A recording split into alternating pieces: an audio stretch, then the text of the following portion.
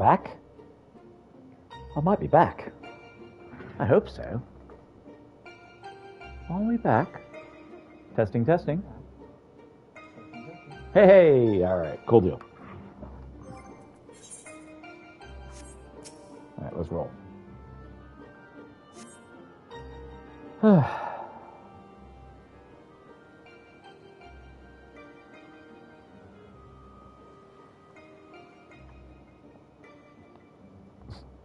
doing squats.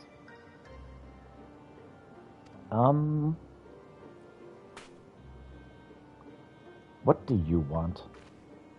Oh, nothing really. It can wait till later. For all we know, there might not even be a later. If you got something to say, hurry up and spit it out. Is everything all right? Not feeling strange around being eaten or anything? Is that what you came here to talk about? Actually, I wanted to ask you.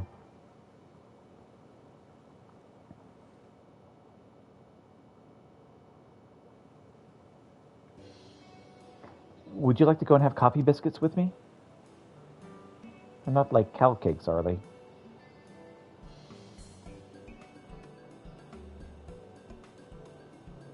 What? Coffee biscuits. They serve them at the second serving at the Crystarium. Everyone's talking about them, so I thought maybe once we're finished our work here, you and I could go there together. Well, let me get this straight. You came here to talk to me about biscuits. Yes, they're light and they're crispy, and when you dip them in the coffee, they go all nice and squidgy.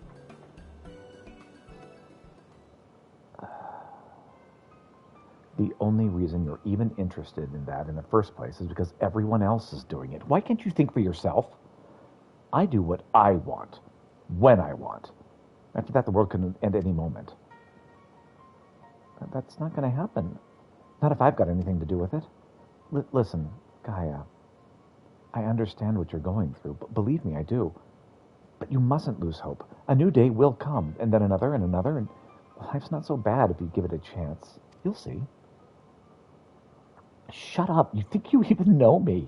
Even I don't know who I am. Until I find the truth, I will never be free. Then let's find it together. I've seen enough pain, enough loss. I don't want to see any more. That includes you, Gaia. Why do you care so much about other people? What have they ever done for you? I'm sure you haven't forgotten how we Ilmorans treated you. The precious oracle of light, like a bird in a cage. And yet you act as if none of that ever happened. So forgiving, so selfless. You and your family brought back the night sky, and you've had the chance to lead a normal life, but instead you're flying around with the great Sin Eater, trying to turn a barren wasteland into some sort of paradise? For what? I may not remember much of my past, but I'm fairly certain I've never heard of anything so ridiculous. Out of morbid curiosity, I'll see it through to the end. But if you think that makes us friends, you are very much mistaken. Gaia? Well, that could have gone better. I surmise that to keep Gaia waiting over long would only agitate her further. Yeah, probably.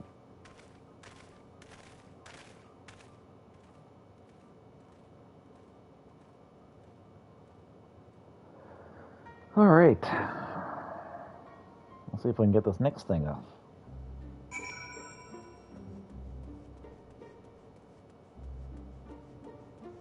Ether shard, activate.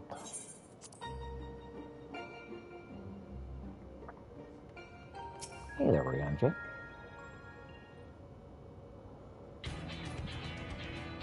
To defeat the deiform manifestations of both wind and fire shall require every note of thy strength. Thou hast triumphed over such beings in previous encounters. Should be the foremost of thy mind as we commence the summoning.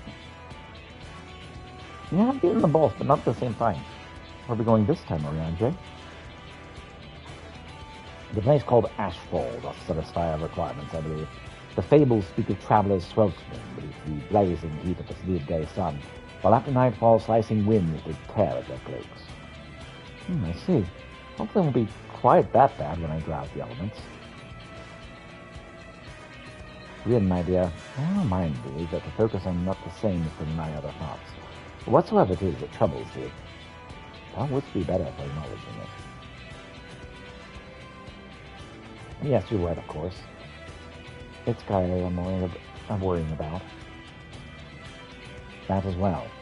May thy concern for her lend thee yet more strength.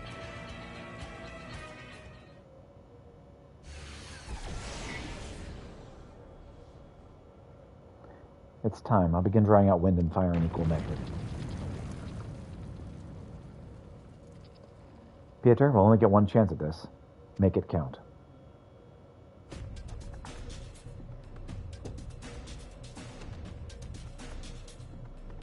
Memories of Garuda and Ifrit rage through your mind. At the same time? This does not seem like a good idea to me. Eden's verse, Furor, now accessible. After this, it's ice, right? And then darkness?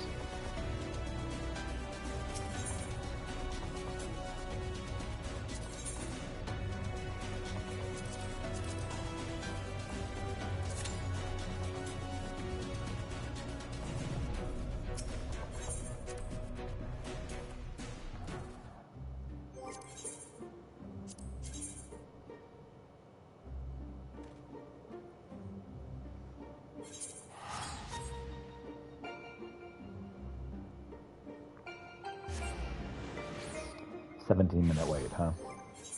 Oh well. I'll make the most of it.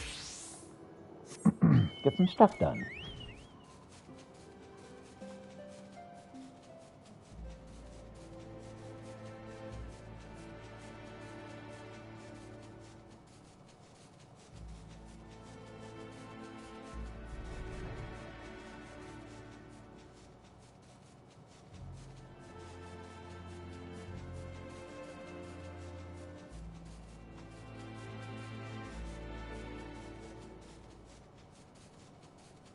Let me back, huh, Cat? Time to clean himself.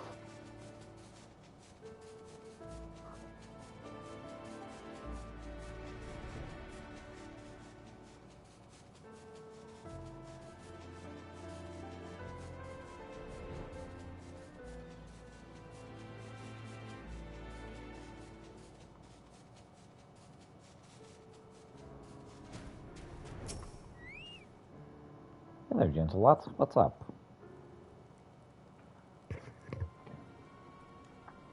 It is you. Forgive me, but a pressing matter requires my undivided attention at the moment. If you need something of me, pray, return on the morrow. Please listen, gentle lad, for a pressing matter requires our attention as well. Yes, very pressing. On behalf of the Mughals of Magholm, we have come to Korthus in pursuit of a certain adventurer. He wears a mask on his face and wields a pistol in his hand. Perhaps you have seen such a man. Seen him, you say? I got a glimpse. I arrived just in time to see him nigh blast the head off one of my loyal men before commandeering a brand new mana cutter and flying off in it into furious nowhere. If you'll forgive me if I'm somewhat on edge, we scrimped and saved what little coin we could muster and waited months on end until this vessel was available, only to see it spirited off from us the self-same day. All while I could do nothing but look on in helpless half-wit. At least I emerged from the episode unscathed, which is more than I can say for my subordinate. Serves him right, though. Maybe when his wound's healed, they'll think twice before picking a fight with a hardened criminal in a calcium tree wine-induced stupor. You heard me right, ridiculous mask or no, that man is the one to be trifled with. I know not how well these Mughals are paying you, but I highly doubt the reward is worth your life. This is not a matter of coin, but one of trust and duty. This is an adventurer's worth of the word. Counts for nothing. Nothing, I say. Yes, the deft arm will see this job done. Now tell me, which way did the masked man go? You have spirit, I'll give you that. Adventuring sounds to be a thankless job, but I wish you the best in it. Your man and my mana cutter were last seen heading for the Sea of Clouds. There they are. Do you try and stay alive, won't you? Thank you, friend, and worry not for me. The Deft Arm has the courage and conviction of 100 of your men. We will see this merciless marauder brought to justice. Do you suppose this masked man truly is as dangerous as our friends suggest? Do you, master? I cannot help but feel they are underestimating our abilities. Anyhow, let us confer in private and form a plan of attack.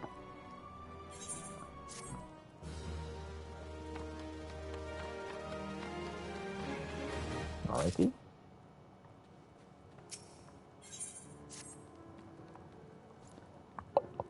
What say you, master? Reaching the Sea of Clouds is as simple as traveling northeast and hopping on the back of a Kongamankatu. But whatever shall we do from there? Is there anyone in that distant land that might aid us on our quest? Oh yeah, I got lots of friends on the Sea of Clouds. The Vanu of the island of Apundu, Naki. These names sound unfamiliar to me. To have won the trust and friendship of a tribe I have not so much as heard of, let alone seen. But once again, I am beside myself with admiration, master. As your devoted pupil, I am eager to earn the trust as well. To the Sea of Clouds, master. I shall race you there. Yeah, I'm sorry, buddy, but I'm going to be a lot faster than you. To Wakzundu.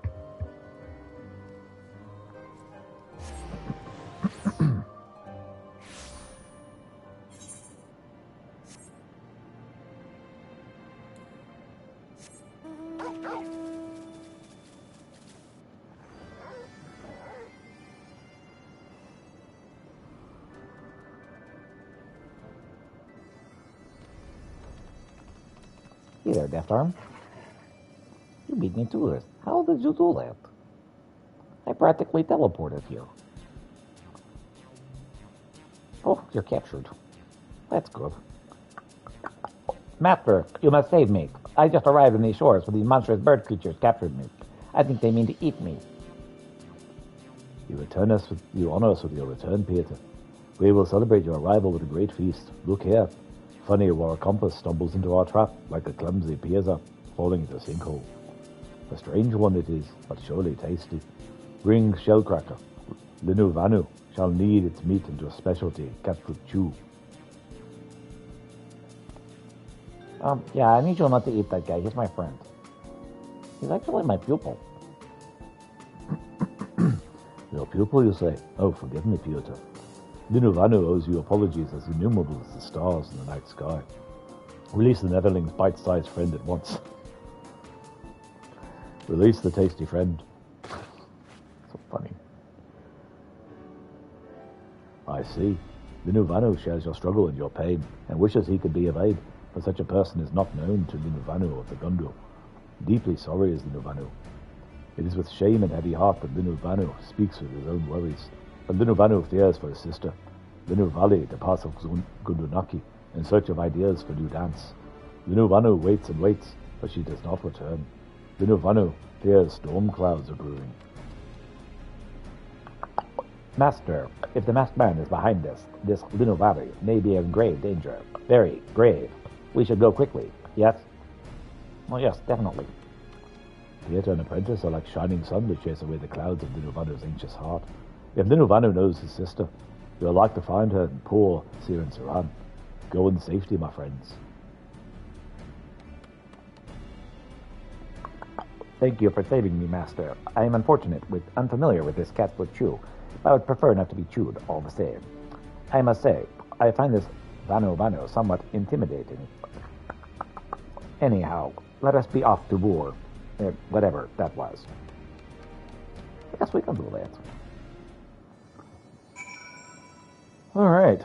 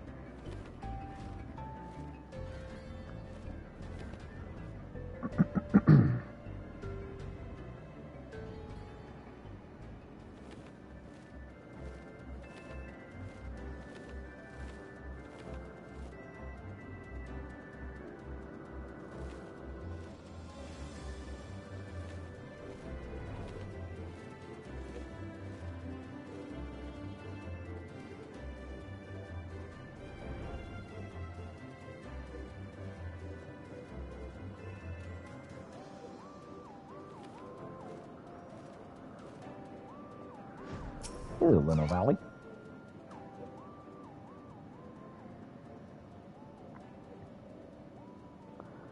Oh, Peter, your presence is ever as a gentle breeze on a summer day. Whatever brings you back to the home of Vanu Vanu. Now, this little guy. Oh, but if it isn't the most succulent-looking Waracompa Linu Vanu has ever seen. How many times must I say it? I am not a Warova anything. I am most certainly not to be eaten. I'm a death arm. I am an adventurer. Please tell her, master. Oh yeah, he's very delicious. I mean my apprentice.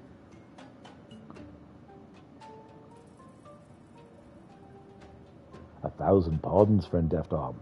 Lino Valley's nose was deceived by your most inviting aroma. Do not worry, you are safe from Lino Valley. That said, I fear I've seen and heard nothing of this masked man of whom you speak. Lino Valley does not mean to cause brother to worry. Lino Valley simply came here to practice her new dance. Lino Valley will show it to you, but she fears there's not much yet worthy to be showing. But of course, surely you've encountered a new dance in your travels, Peter. A dance and like anything seen by Gundu or your kind. If you know such a dance, pray show it to Lino Valley, that it might be a lightning bolt of inspiration.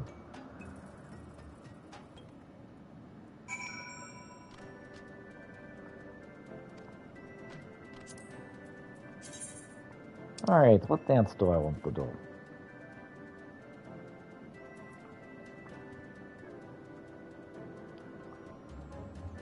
Alright. We're going to try the ritual prayer. I know these emotions do not move the Valley. Surely you've seen a more exotic dance, one the likes of which New Gundu has ever seen.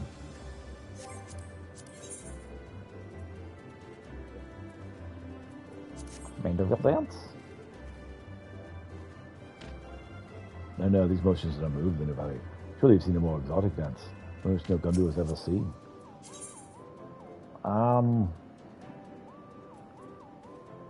Google dance?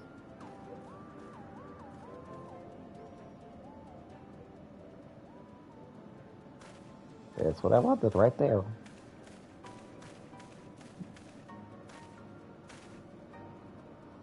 Yes, vigor and vitality wells up from within the valley, like a fount, gushing skyward from the earth.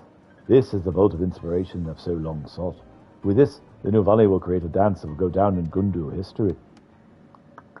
What is with this dancing? And you, master, forget these overgrown birds. I would have thought you, of all people, would understand the seriousness of our task. We are not going to find that masked man bouncing about like fools. Well, maybe. You'll never know. 1,000 pardons, my friend. Neither Pietro nor the Valley meant to offend. We sympathize with your plight, but pray understand. To we, Vanu, dance is not foolishness. Oh no, 'tis a sacred act. Sacred as life and death. If it does not help you in your quest, the Valley is sorry, and yet... Master, over there. I cannot believe I'm saying this, but if my eyes are true, that is... What, did you find the man with the gun? He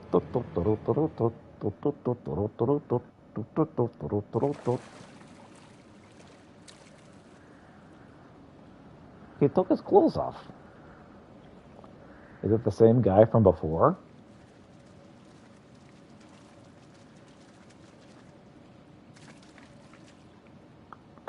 I knew it. It is him. You there. Who are you? What have you done with Gillen Bursty?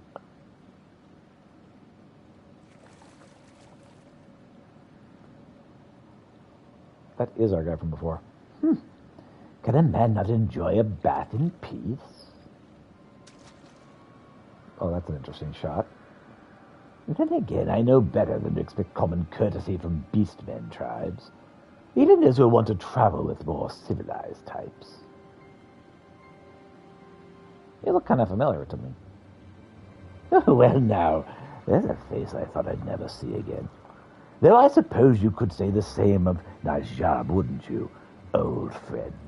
Mayhap you've come to thrill and delight me, for old time's sake. I asked you a question, vile rogue. What did you do to the dragon Gilbersti? You will give me an answer, or I, the Death Arm, will beat one out of you. A brute and a beast you may be, but you do have spirit. If you did not repulse me so, I might almost like you. Here is your answer. I did my job, and nothing more. A simple task to score the churning mists of a mighty dragon, and pierce his scales with a single bullet. A bullet that would warp his mind and twist his heart, destroying any semblance of the noble creature he once was, until all that remained was a brute consumed with pure animal rage. A beautiful thing, is it not? Well, what madness is this? The hearts of others are not yours to control. Oh, curious words coming from one of your kind. Oh, go back to your hive, Nath. You were never meant to possess a mind of your own. You know nothing of me. I am the Bath Death Arm, an adventurer, just like the master who trained me. I have tracked you. I have found you. I will see you answer for your deeds.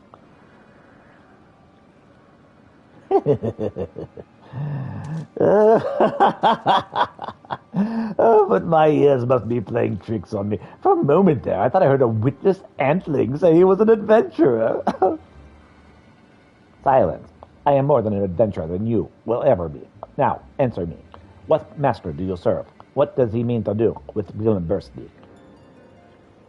I serve some imperial lackwit, whose name I should not be bothered to remember. A fool's coin is worth as much to me as any man's, you see, and they are tend to part with them more easily than most. Now, would you mind lowering your weapon? As you can see, I am unarmed, though I suppose I should know better than expect decency from an animal.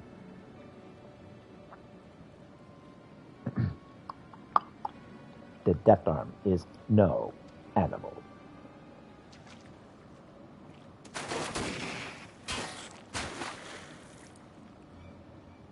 Ha ha!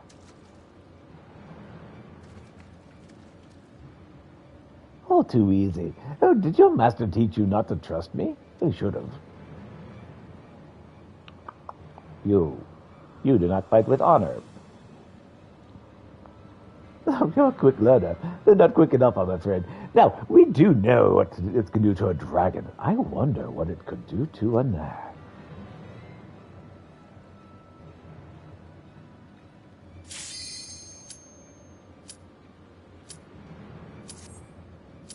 Oh, Vanu, even. Oh, yes. Now, leave my friend alone, or I'll rend your flesh from your bones. Oh, yes, let me take you up there in your hatred, your rage and despair. Despise me, abhor me, delight me. We have to skip, unfortunately, because I need to be able to do this fight. Form a dance she's never seen. Please let me.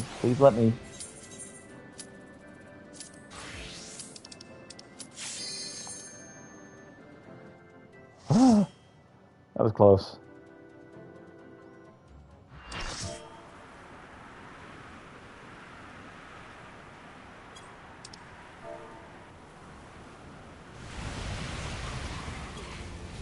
It worked! Both wind and fire have answered the call! Reed, are you alright? Characters of Fury, Garuda and Ifrit.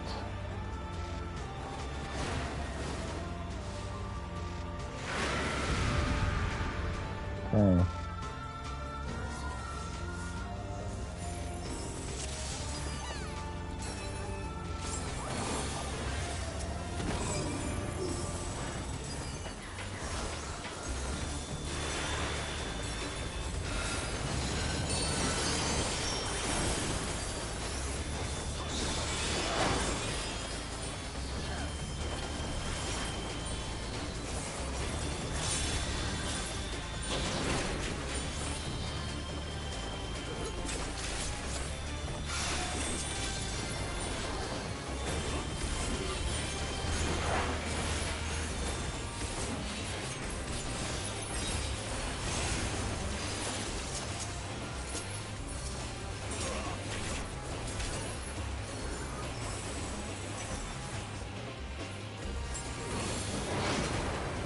That was the wrong button.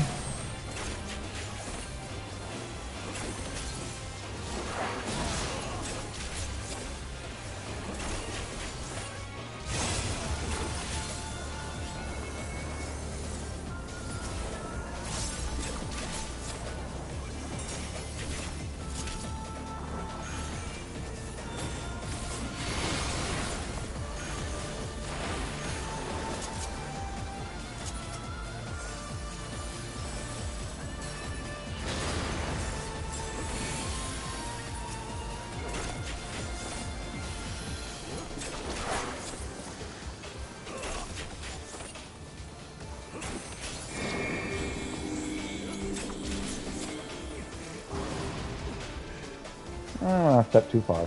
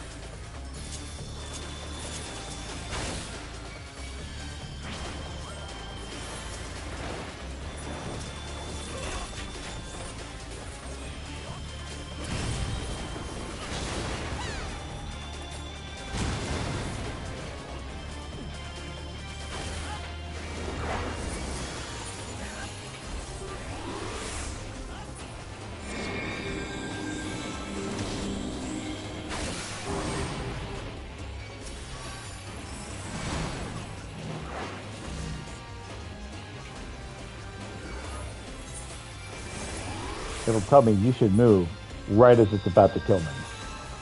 Like I have no time of warning. What's speaking of?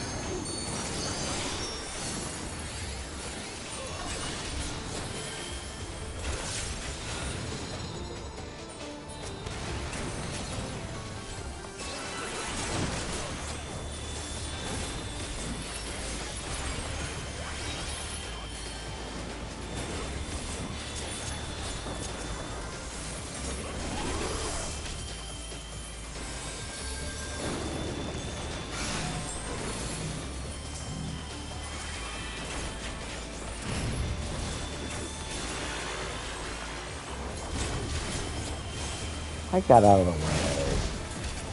Not that time, no. I did right in the way that time.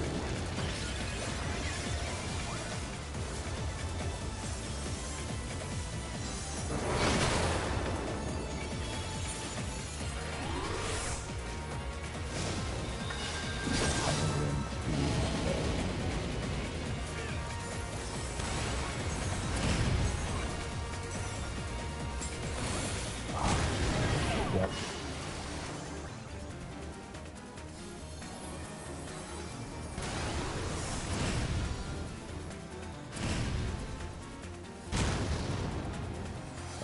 No more.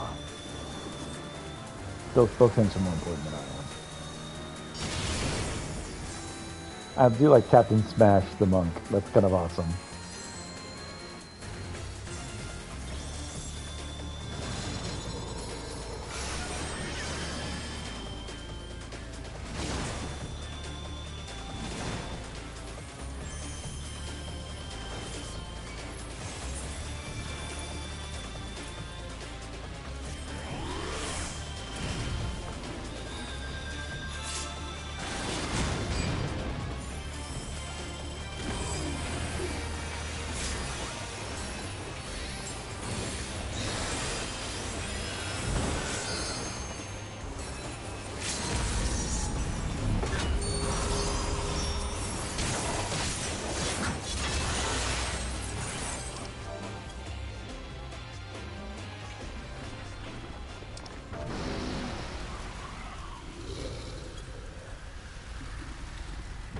mean.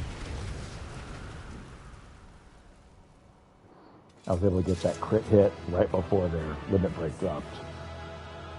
Big time, baby.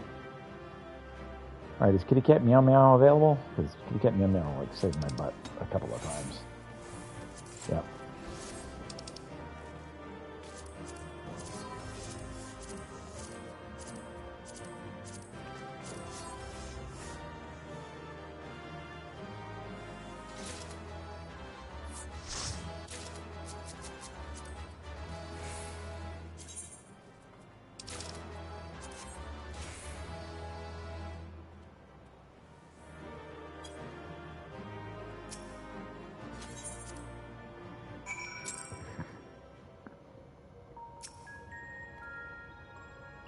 It was incredible. I never imagined they would fuse together like that.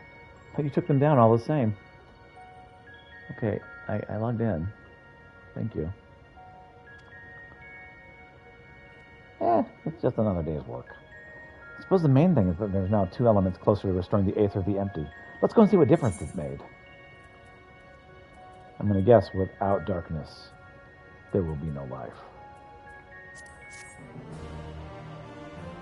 Quest complete.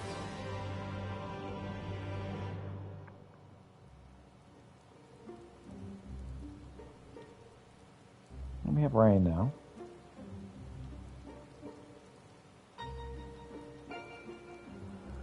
Okay, water cycle has begun. It actually worked just like Oriente said it would.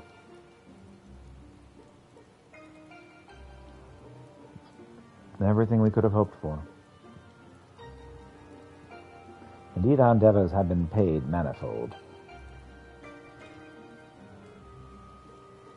I wonder what will happen when we restore ice. Everything but life at that point.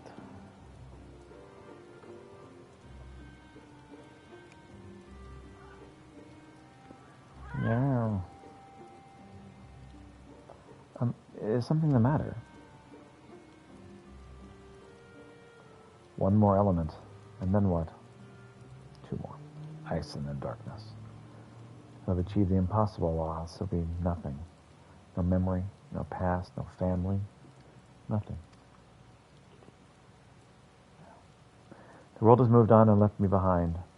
Anyone who ever knew me is either dead and gone. Dead or gone.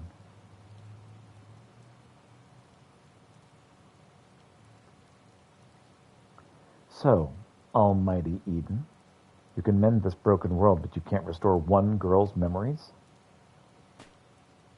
Give me back my life, damn you. I still hunger.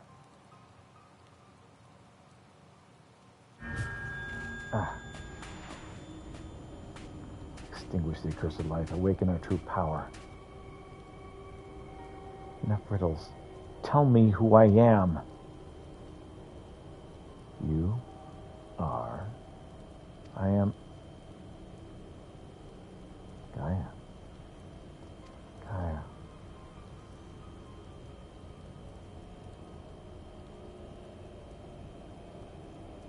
Gaia, what's wrong?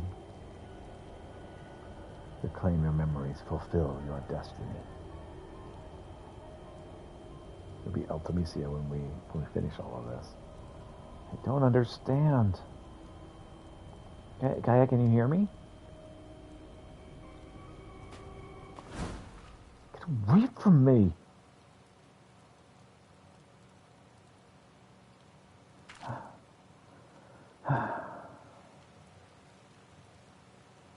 Amidst the sound of falling rain, your voice called from within.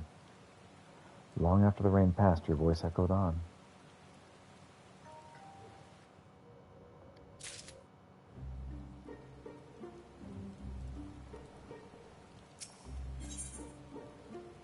Tancred's looking particularly chipper, despite the heavy rainfall.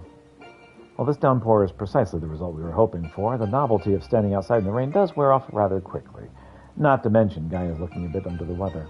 Let's continue this conversation in Eden's core. All right, let's go.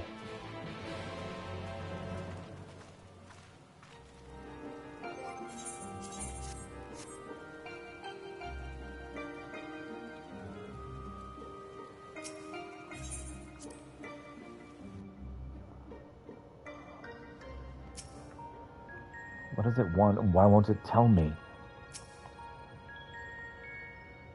It wants us to restore darkness so that it can take over. And we set forth to restore the element of ice. I will discuss the manner in which the summoning shall be undertaken. Just tell me one thing. Is this going to bring the empty back in the way it was before the flood? Well, none can say for certain. The change we have observed at points of ethereal intersection doth give us cause for optimism. It may be reasonably assumed the empty shall continue to transform and in the decades to come regain a semblance of its former state. Decades? I don't think you quite grasped the sheer scale of the damage left in the wake of the flood. It would have swallowed the entire world if Nymphilia hadn't stopped it. Even if Rin has inherited her blessings, wounds like that don't just heal overnight. After all, the empty has been utterly devoid of life for 100 years. I think even longer than that to bring life back. I don't expect immediate results, but I do know that it will stay like this forever unless we do something about it. My sentiments precisely. Only once the final element is restored, shall we have a glimpse of the future that awaiteth for the generations yet to come.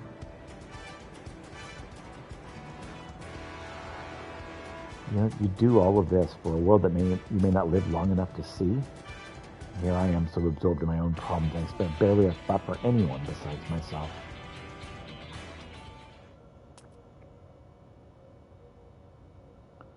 For so long I've listened to that voice telling me what to do, who to be. I was so scared of what might happen if I disobeyed. But I don't want to live like this anymore. I want to be me. Who am I? What am I? Perhaps it's better I never find out. If Rin's the Oracle of Light, here to mend this broken world, what does that make me? Gaia, the Ori of Darkness, the bringer of misery and death. A monster. It's no wonder they left me. Mother, father, next it'll be all of you. Then I'll be back where I started, where I've always been. Alone.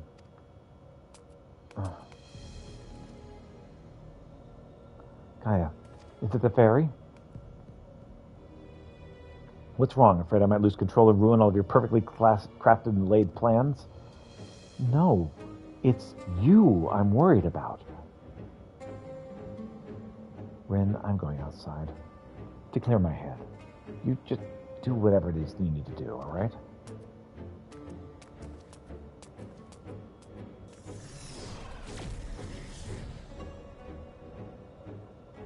Something's wrong. I know it.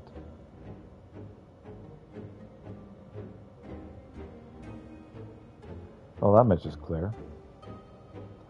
If we have to repeat her first visit to Eden, we may have even joined by those void-sent friends of hers. If you go and see what Gaia's doing, Oriange and I will stay with Rin. All right.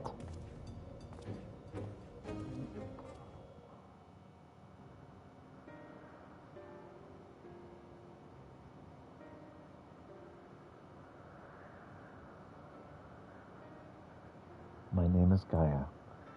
That's what you said, isn't it? Eden, the flood, what does it all mean? No, it can't be. Is this what you've been waiting for all this time? Finally, you remember. Ah. What is this? Ah. Darkness summoning. We'll get darkness before we get ice. The darkness that dwells within you, Gaia.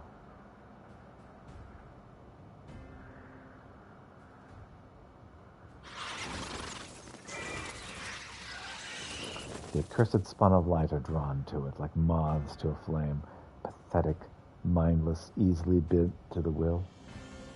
Sin Eaters?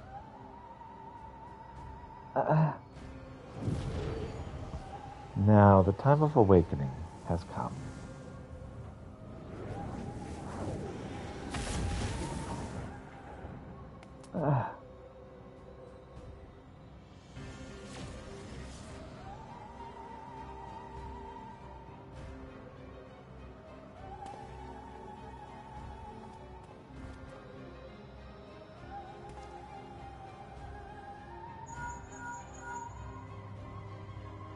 Peter, Rin senses Sin Eaters. What's happened? Well, they're kind of congregating right on our location. Don't try to fight them, just bring Gaia back inside. Quickly now.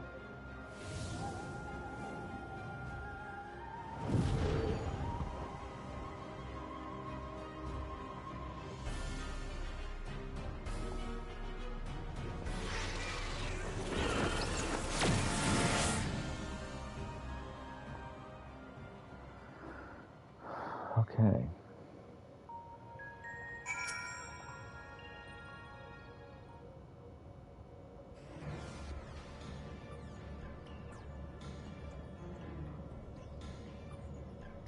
What's happened to her?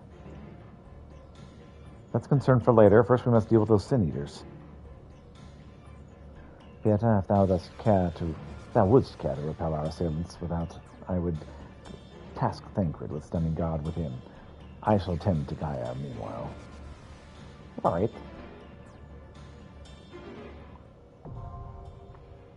Eden's verse, iconoclasm now accessible.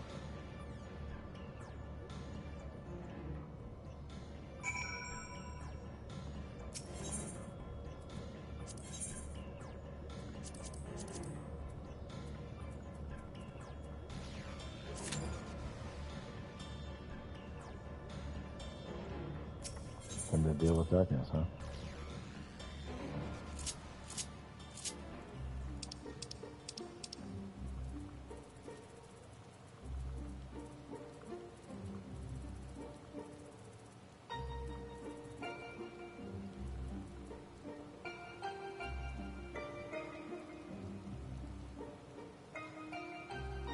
Or Vano, or even, oh yes. No, leave my friends alone, or I will rend your flesh from your bones. Oh, yes, yes. Let me taste your fear and your hatred. Your rage and despair. Despise me, abhor me, delight me. Who goes there? Who dares intrude upon Gundu lands?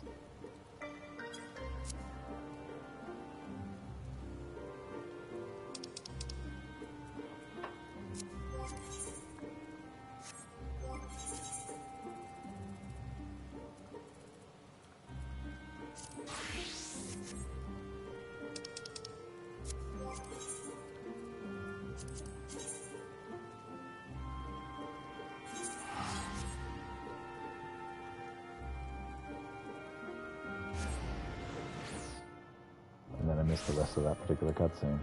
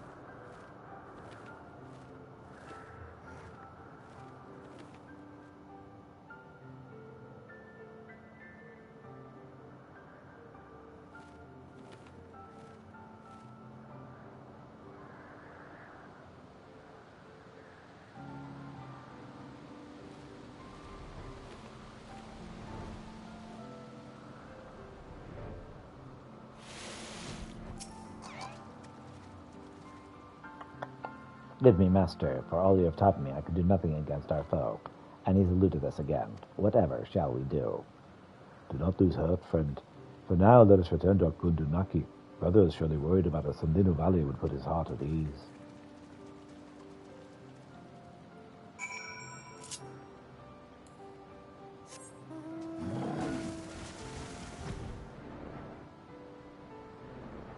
This is my silverback. That is such a Peter mount.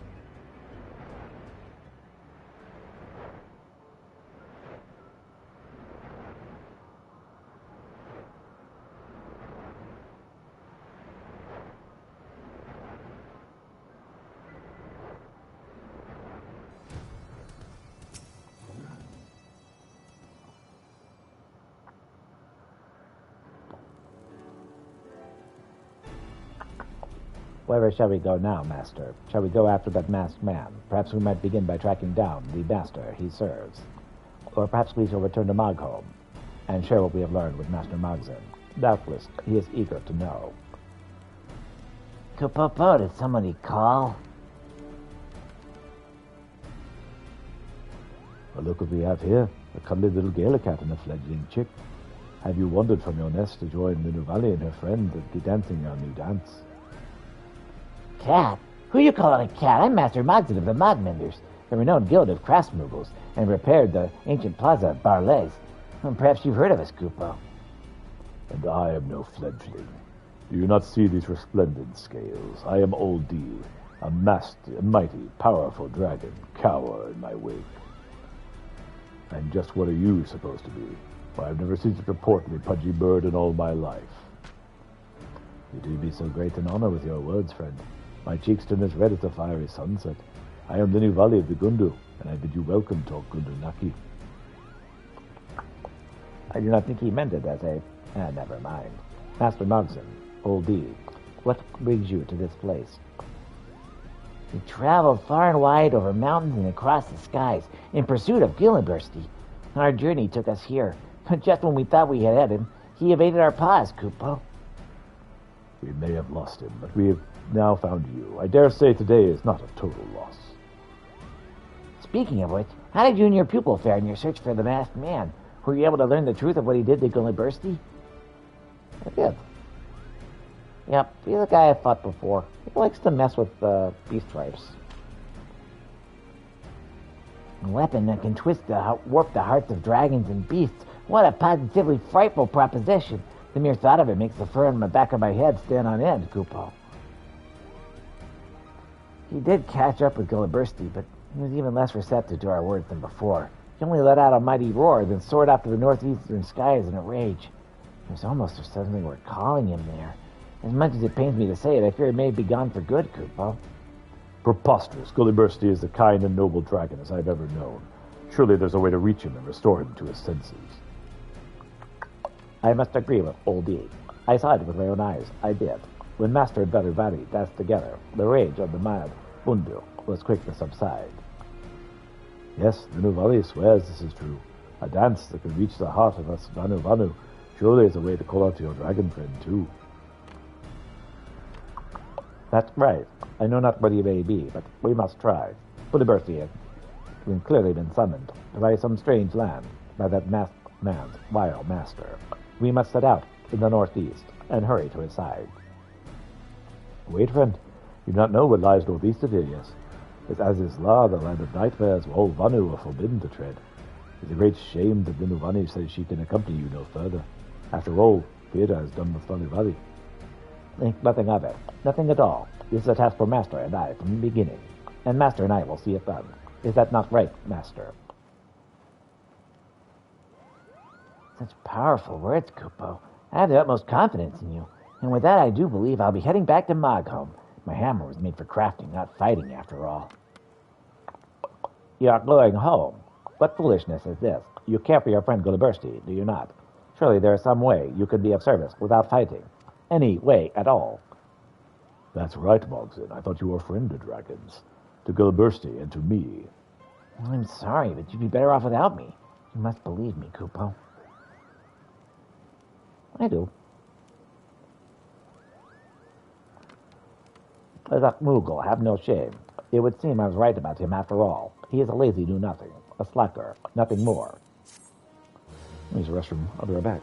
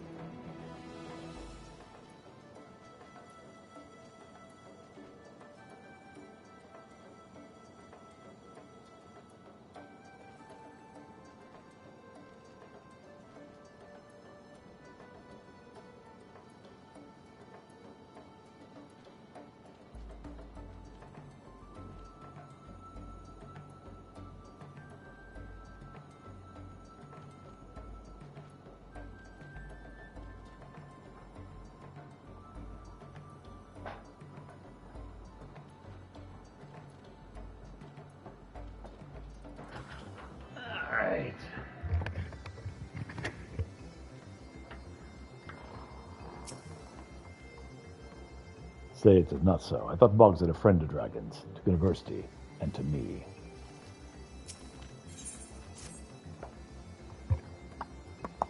I know not what awaits us in this strange land, nor if we are up to the task, but adventurers we must press on with courage. Yes, great courage. I fancy your wings faster than my Kagamoto, Baldy. I suppose we shall see. Last one to Azazla is a rotten Nanka egg. Huh, you think that overgrown gnat of yours any match for the wings of a mighty dragon? Prepare to taste the sting of humiliation.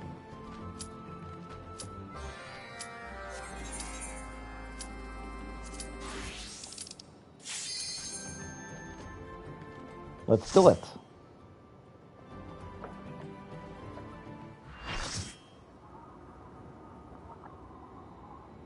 Eden's verse iconoclasm. This should be darkness.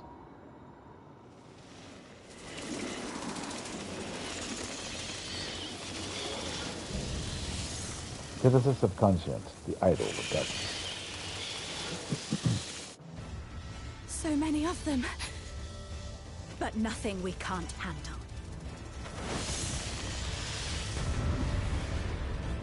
You say so.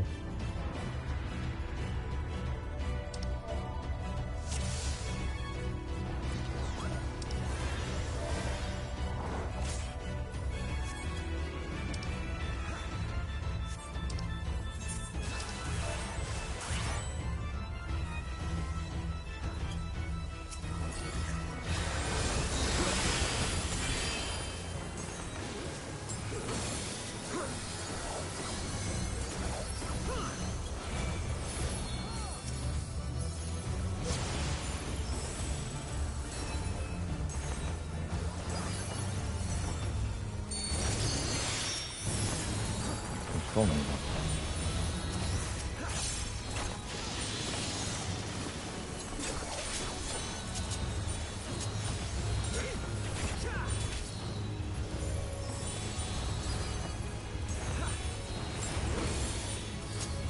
Very Final Fantasy VIII music.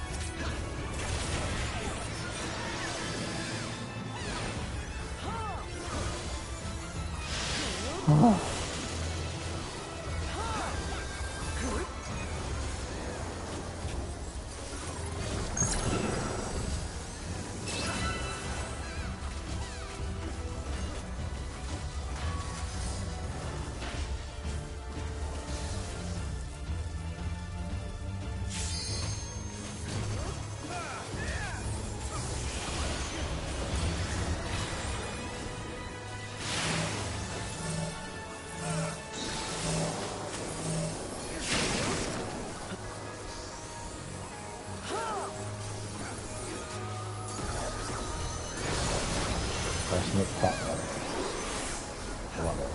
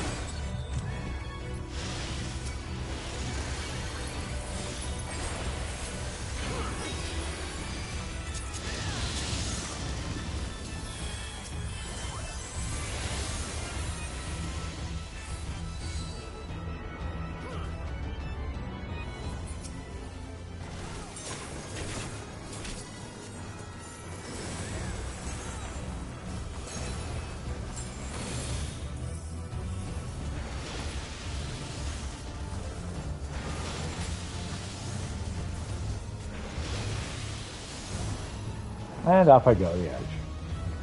I had it. I knew that was what I was going to do, but I was pointed the right direction and I moved.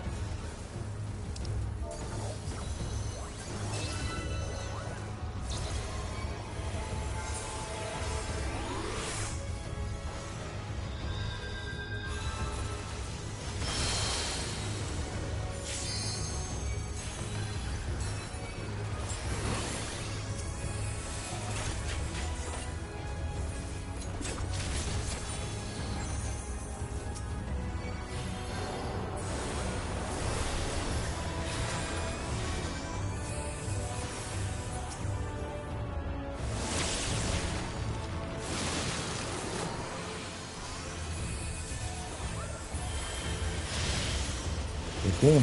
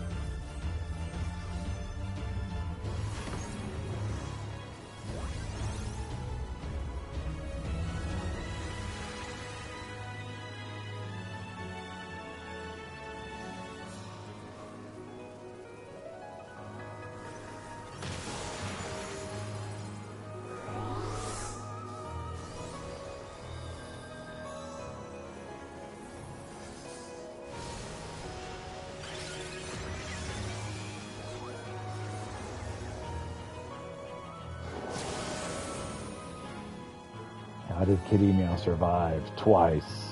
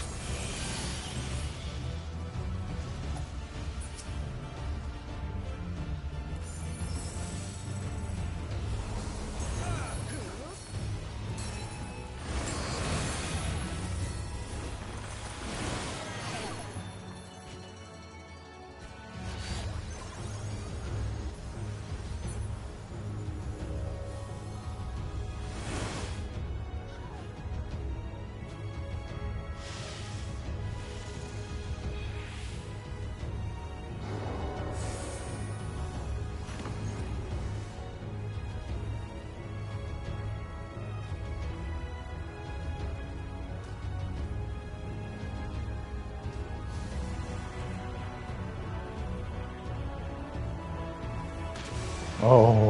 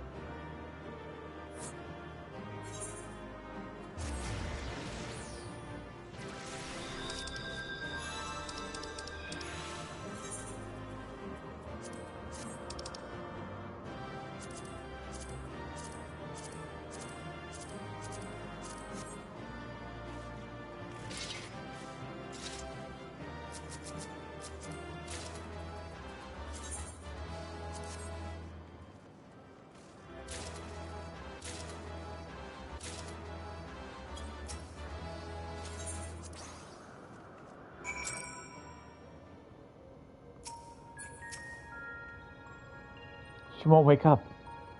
What do we do? Get more skill speed, that's what we'll do.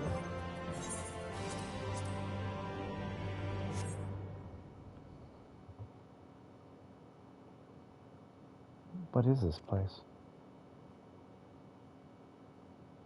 Where is everyone?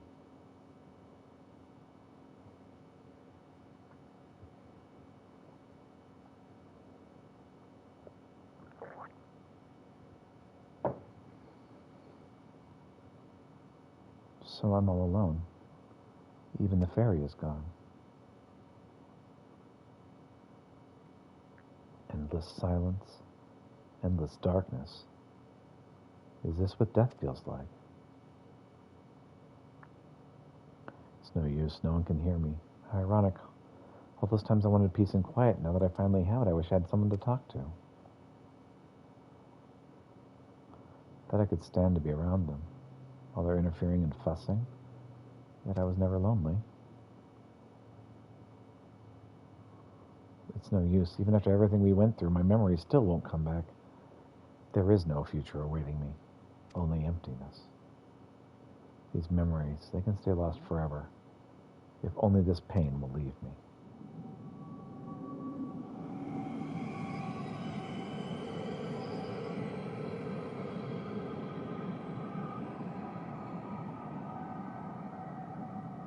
And I close my eyes and sink into the darkness. And then I'll suffer no more. Gaia. Mother. Father. Wake up. I understand now. Why wait for tomorrow to claim us? Gaia, can't you hear me? This perfect moment never has to end. I'm not giving up on you, Gaia. Say something.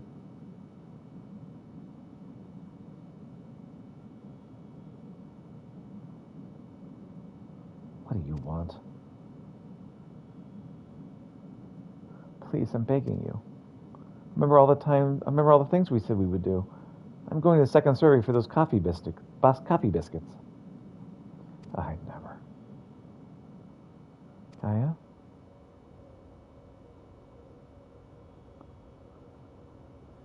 I never agreed to anything of the sort.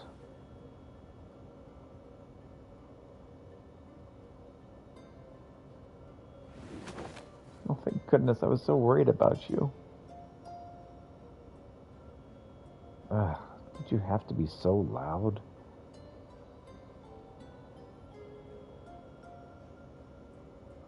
The fairy fell silent, only to be replaced by Rian's voice, ringing through my head.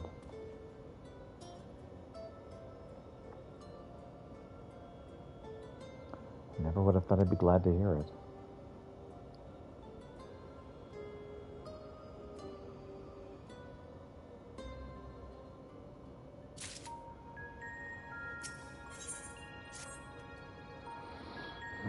You've all gone through an awful lot of trouble on my part.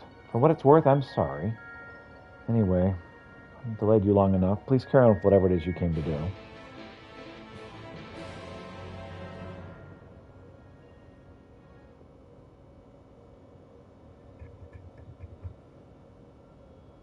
I'm so glad you're back to your usual self, but how are you feeling? Much better now, but something is still bothering me. The fairy spoke to me in a dream, and a stream of memories rushed through my mind. I don't recall anything like this happening before, and I'm not sure what it all means. What sort of memories? I can't make any sense of them. They were only brief flashes, seen through someone else's eyes. At least, that's what it felt like.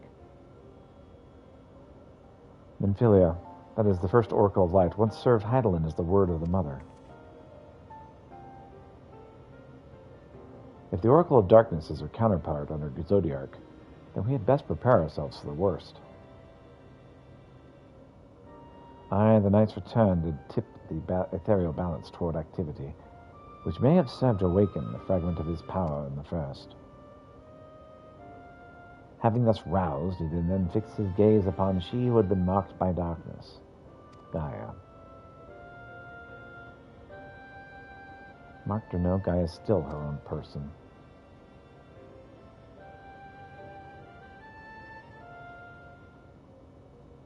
Is everything all right?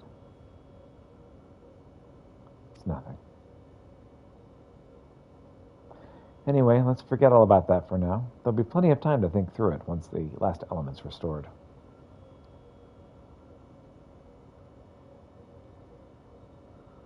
If thou believest thyself well enough, then I see no reason for delay. Let us forthwith attend to the revitalization of ice. Shiva, then. Peter, as you're the only one here to have actually seen a primal, perhaps you could describe her for us. Woman in herself gave herself a vessel for Shiva.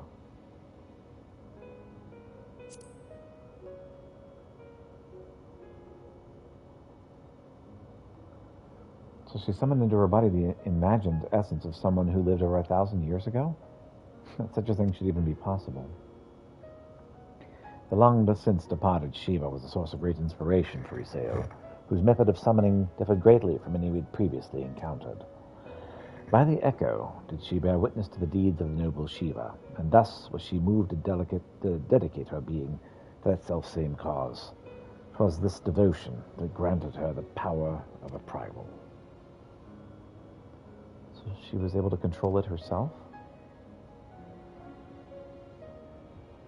Not getting any funny ideas, are you? I'm just thinking aloud is all. Anyway, we best get going. Our journey leadeth through a great glacier situated in the northernmost region of the Empty. I'll get us there as quickly as I can.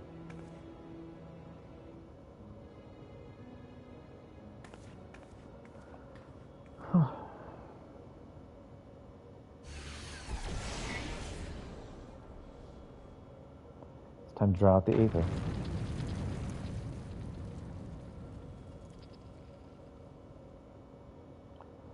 I was thinking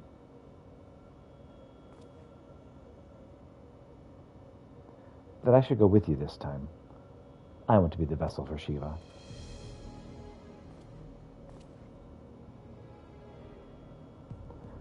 Being still and passive by nature, ice is the element that is most strongly aligned to light. I'll need to get close and use my own abilities as well as Eden's to draw it out. So that the Oracle of Light become the Oracle of Ice. I cannot claim to be in favor of this stratagem, and yet the primal we encountered in the source was summoned in much the same manner. The inherent advantages are undeniable. Absolutely out of the question. Have you forgotten what Peter does to the primals we summon? I'm not about to stand by and watch as he and Rin beat the tar out of each other. In any case, the Aether only returns the empty once the creature's been slain. It seems you've yet taken that into consideration yet. Presumably there's a safe way to disperse it, but it's still far too risky. I thought you had more sense than this, Ren. But it's not as bad as it sounds. With a deiform entity as volatile as the primals we had previously summoned, it would be illogical to assume that, in her role as conduit, Rin would be hard-pressed to retain control. Pieter would be at no recourse but to defend himself by any means necessary, else his life would be forfeit.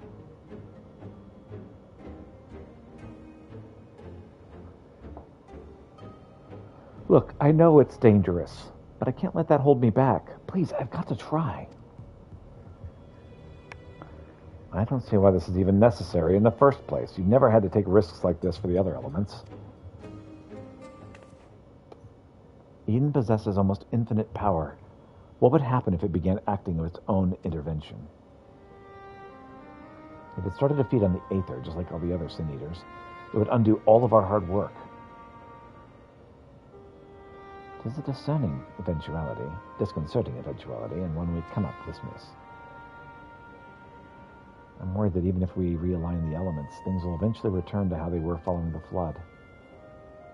But if I train Eden how to nurture the environment rather than drain its life, we can leave it to take care of the empty in our place. I'll channel the Aether through myself and show Eden how it's done. This isn't some house pet we're dealing with. If all goes wrong, then what? I know this all sounds like I'm taking a leap of faith, but it's been a gamble every step of the way. We've managed to come this far because of faith, in ourselves and in each other.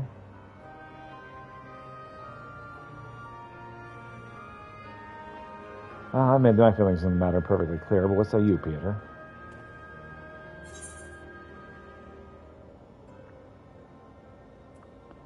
I'll hold back as much as is possible.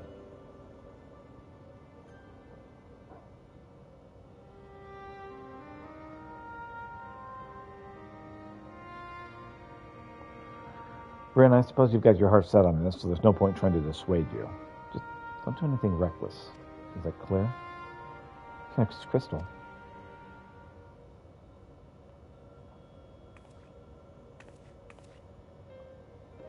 This is going to work. I promise. I'll make sure of it. Well, for all our sakes, I certainly hope so, because if the Primal takes over, it'll be fine. With all of you by my side, I know whatever happens, it'll work out in the end. All of us? I hope you're not including me. I can't even deal with my own problems, never mind yours. Enough just knowing you're here. Anyway, I've decided to take a leaf out of your book. I do what I want, when I want. I've made my decision, so now I have to see it through. Yes, but this is a different kettle of fish altogether. Well, the point is that I do what I want, and I'll do whatever it takes for me to work. Whatever it takes for me to make it work. So, this is how much it means to you.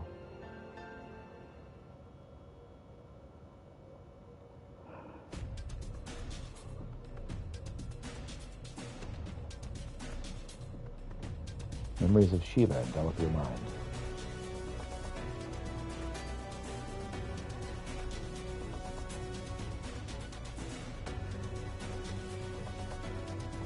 I don't know how, but I can see her too.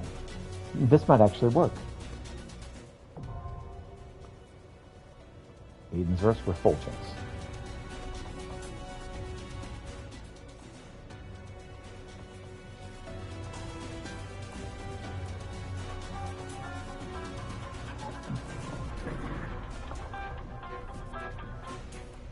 Okay.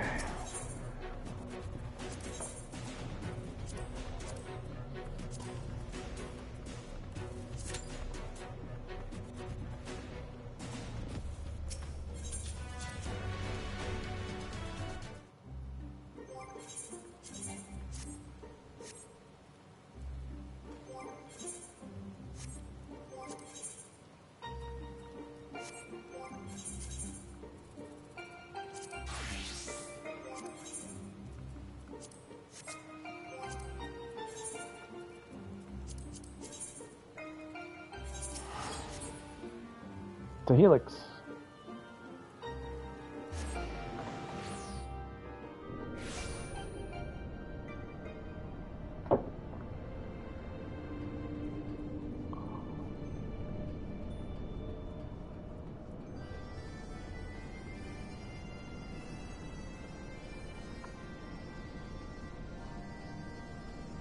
I've hit that reconditioning node so I can heal up my gear, because it's kind of trashed at the moment.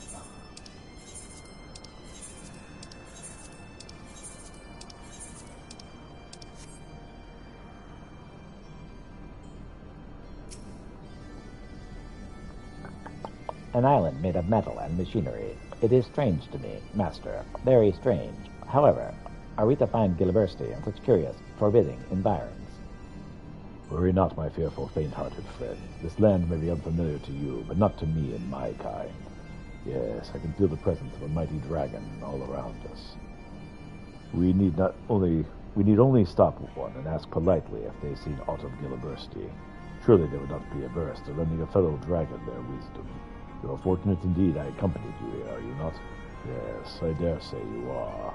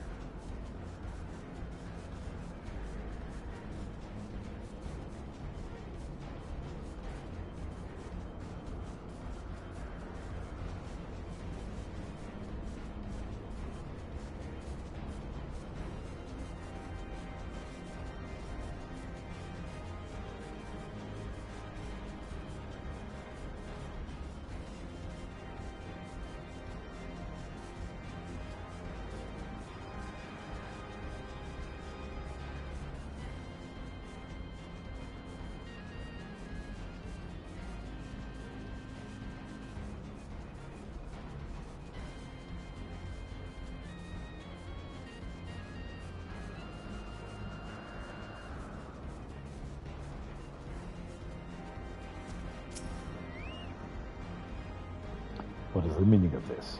My fellow dragons turn upon us, one after the other, without listening to a word I have to say, as if they've all been driven mad like poor Gilibersti. Is there no dragon in this land who will listen to reason? Well, there's the one that's imprisoned. Of course, Tiamat. Why did I not think of this myself? Yes, I understand about her torment and all, but I'm sure I shall not be averse to helping a future mighty dragon such as myself. Let us be off.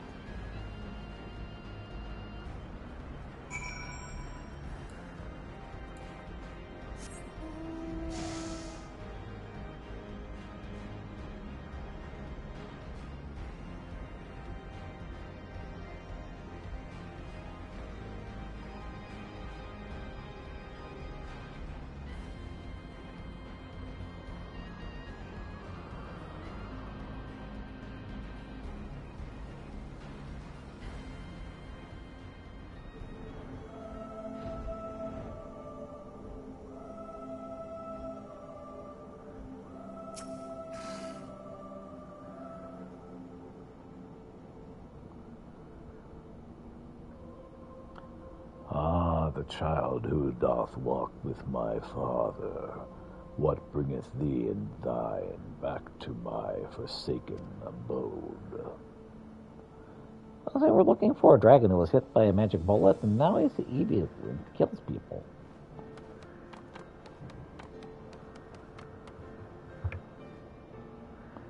I see thou dost travel with a child of mine own. Speak, child.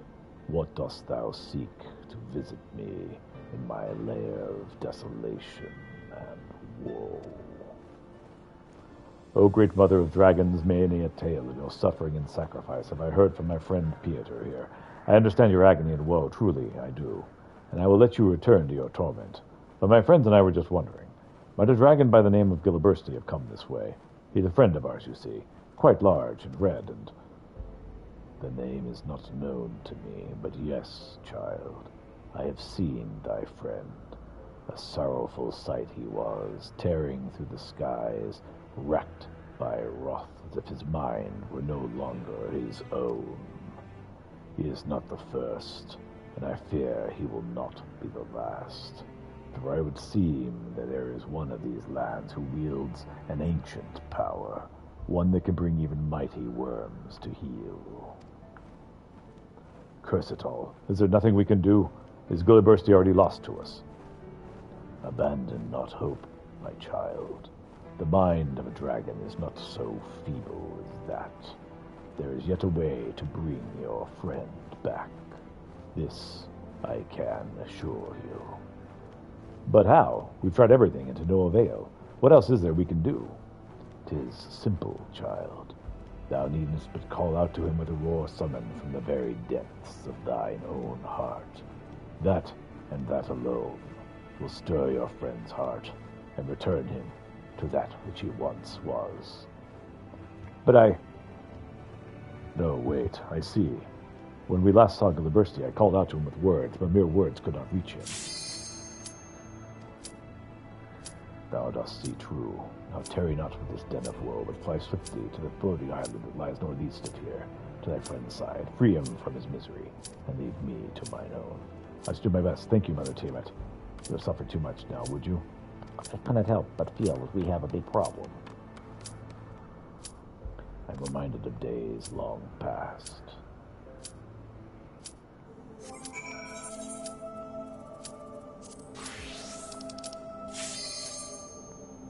Haha! Okay.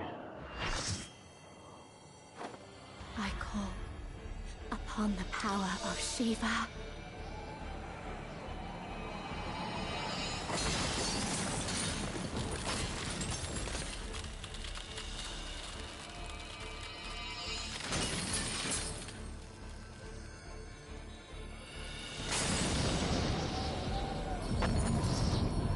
Get now.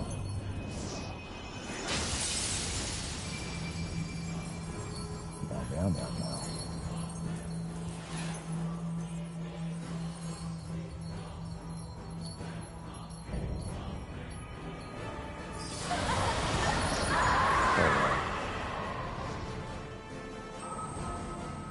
No! She's lost control! You've got to stop her! Side kick go in, X kick go out.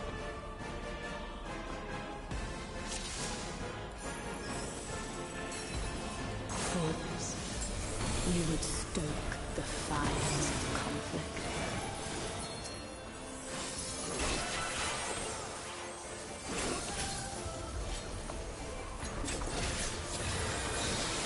X in, X out.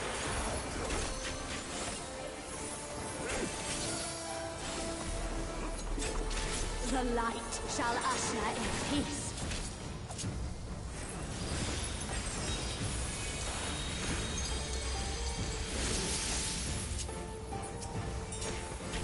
Such impudence!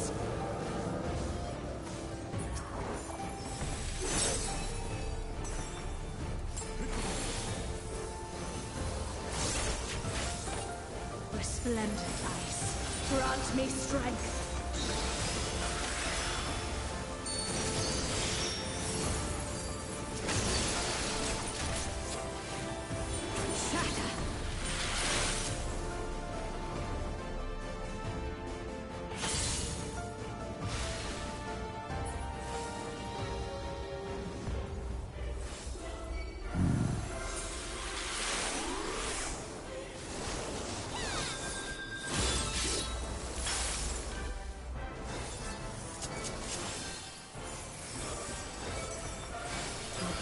Shall freeze!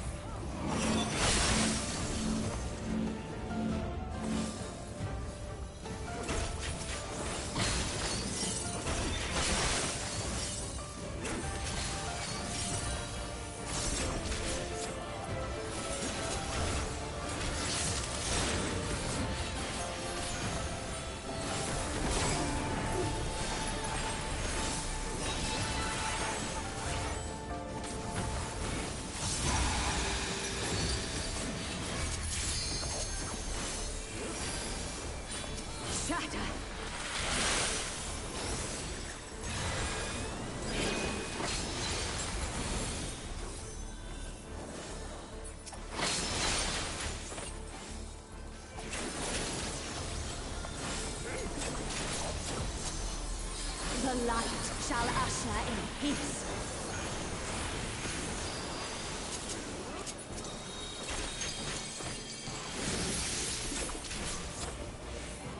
Such impudence!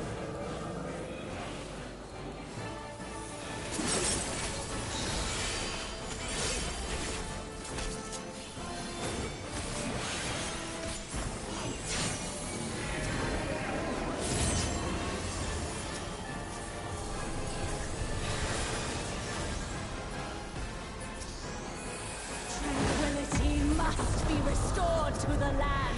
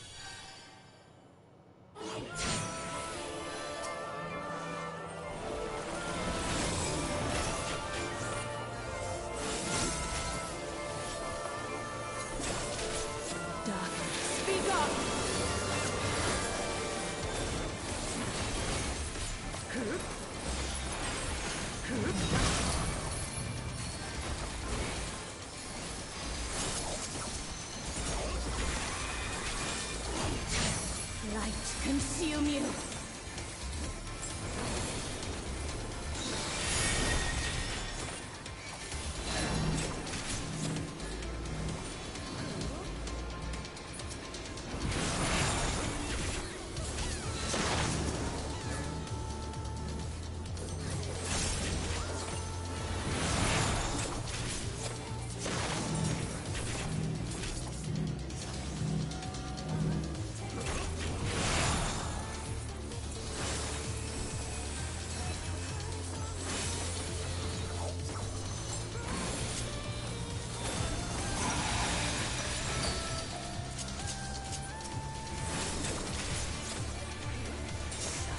Impudence!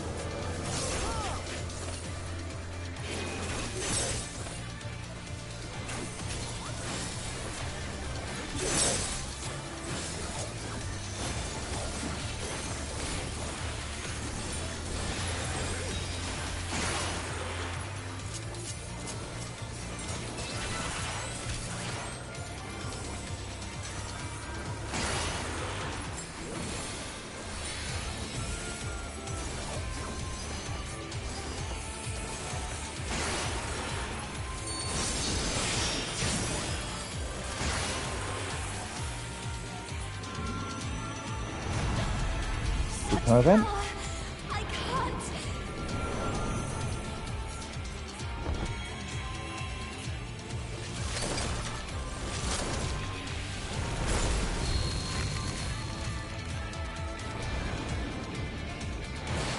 The light. It's too much for her to bear. She won't last much longer. Enough of this. Power of darkness, answer my call.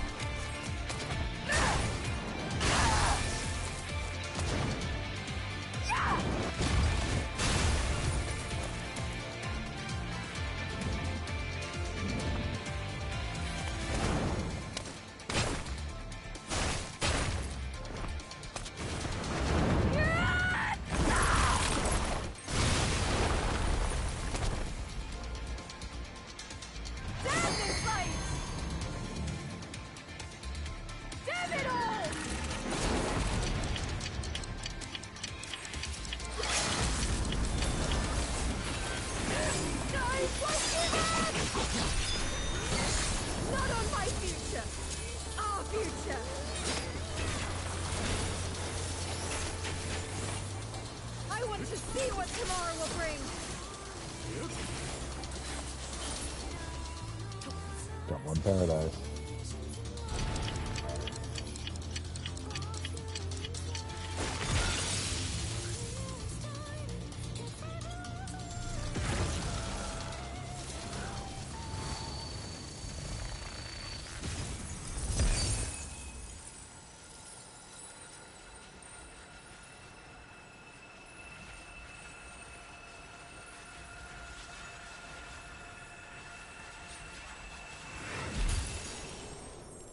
That was cool, by the way. That was cool. I liked that a lot. Thank you, Gaia. That was cool. Eden's verse complete.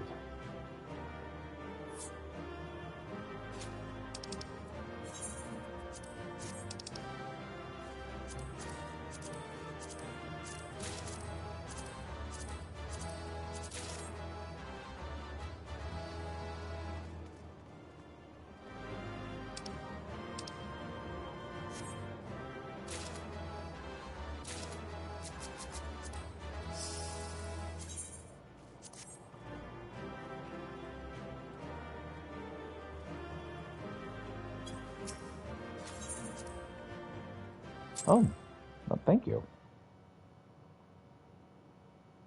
I don't think I deserve that many commendations for what I did, but hey, appreciate it. Brian.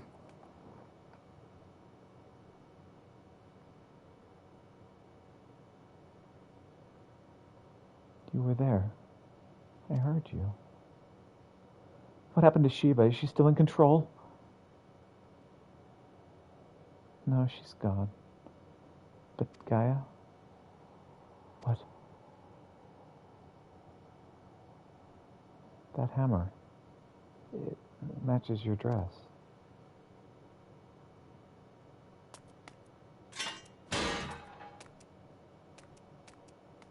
So you're back to your normal idiotic self.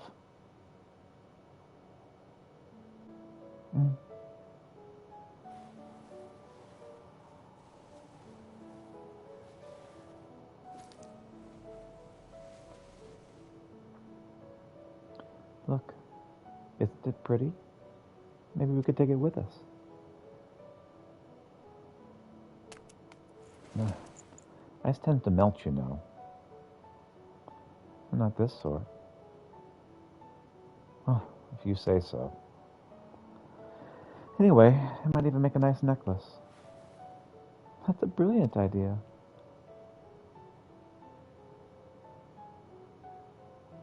Good music. Wilt thou not rush to her aid? Perhaps I'm getting slow in my old age, because it would seem Gaia's beaten me to it. Oh, is this Eden I see? It is! To think that she would be the one to break the ice. Welcome, Corythius. How you doing? They may have gotten off to a rocky start, but I think they'll make quite the pair.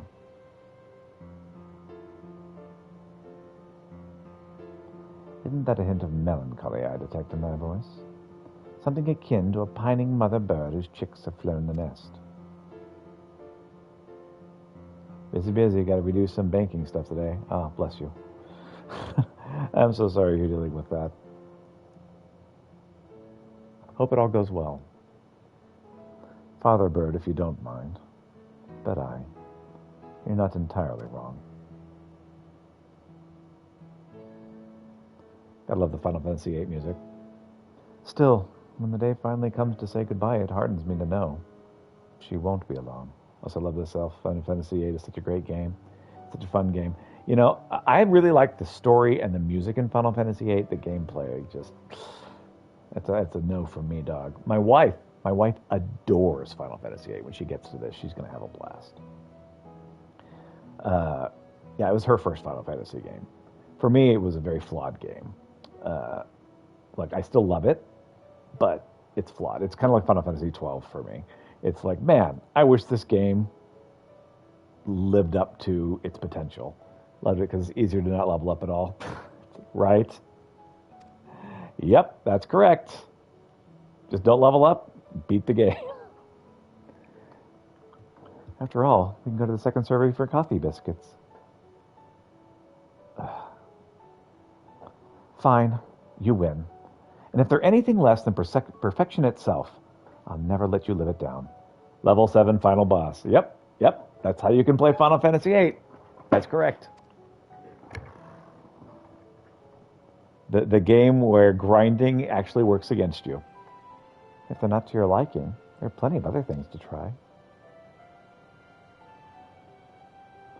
I suppose we both better deserve a little treat after all that hard work. We certainly do.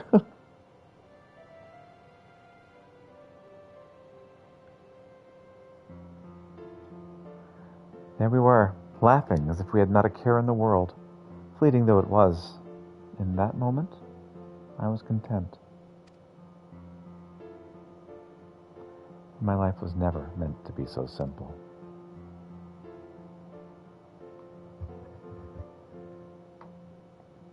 But yeah, we're in post Shadowbringers. It's good stuff. I also have the Beast Tribe final quest that I'm doing for Heavensward. So yeah, I'm having a good old time today. I still don't think I deserve those 3 commentations for the last mission, but I'll take it. I'm so sorry, everyone. I clearly have a long way to go before I can handle that kind of power. No, you did great. We achieved what we set out to do, as I had faith we would. So without further ado, let's return to camp and admire our work.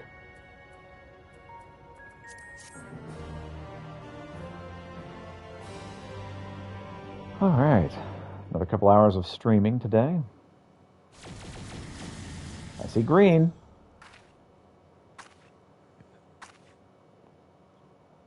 It's life.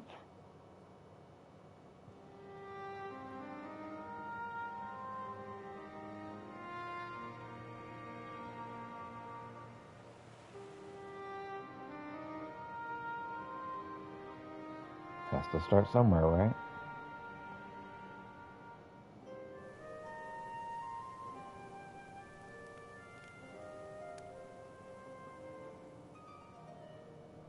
Beautiful music.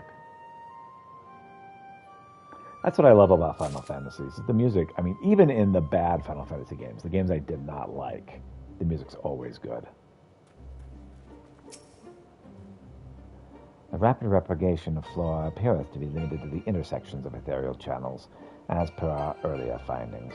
Nevertheless, 'tis cause to rejoice, as the seeds of the aether have quickened in the barren garden that is the empty. Life finds a way.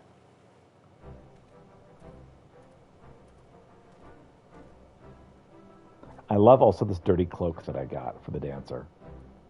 I can feel all the revitalizing elements working in harmony. I've always believed Eden had the power to restore itself, the empty, but I never expected it to happen so quickly.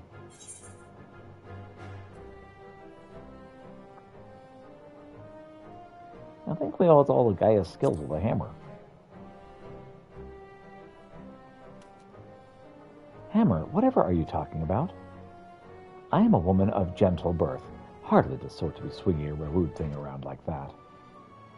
Oh, Peter must be imagining things. I wonder if the effects of the rebalanced aether will spread to the rest of the empty. Perhaps we'll just have to wait and see. Besides, I'm sure we could all do with a rest.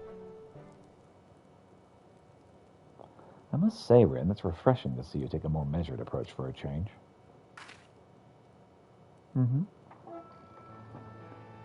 Well, if my experience here has taught me anything, that we shouldn't rush into things unprepared. And I've also learned that there are some problems that can't be solved alone. Is that so? Since you freed me from Ilmore, I've met all sorts of kind people who've gone out of their way to help me. I thought that I should do everything in my power to repay their kindness and make the world a better place. But now more than ever, I realize there's a limit to what I can achieve by myself. Even though I was able to summon Shiva, I couldn't control such vast amount of ether. If Gaia hadn't been there for me, I might never have returned to normal. I could say the same about you. I was trapped in a nightmare, but you freed me. It seems we're more alike than I thought. We might not be able to do everything by ourselves, but if we look out for each other, we can face our problems together.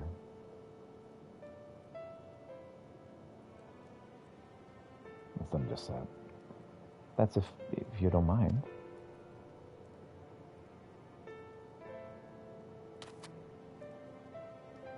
No, it's fine. Really. If things don't work out, we can always go our separate ways.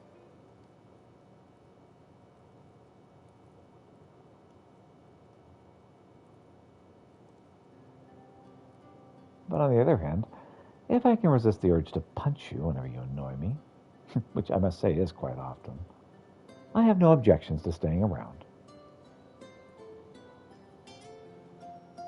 Mm-hmm. You mean it? Thank you, Gaia.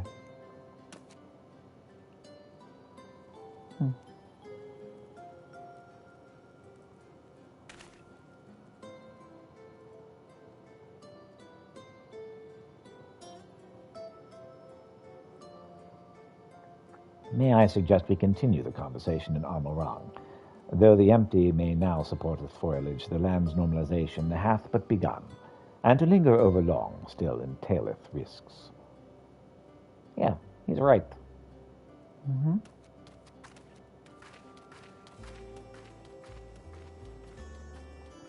Is aught the matter, Thancred? Nothing you need worry about. Let's go.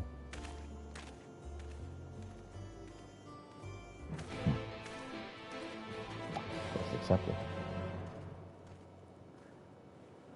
Okay. I'm a rod. Alright, I'm going to use the restroom really quick. I'll be right back and we'll continue. We seem to be making some pretty good headway on this. I dare say we have a pretty good chance of finishing this little snippet today, which that'd be pretty shocking to me. Be right back.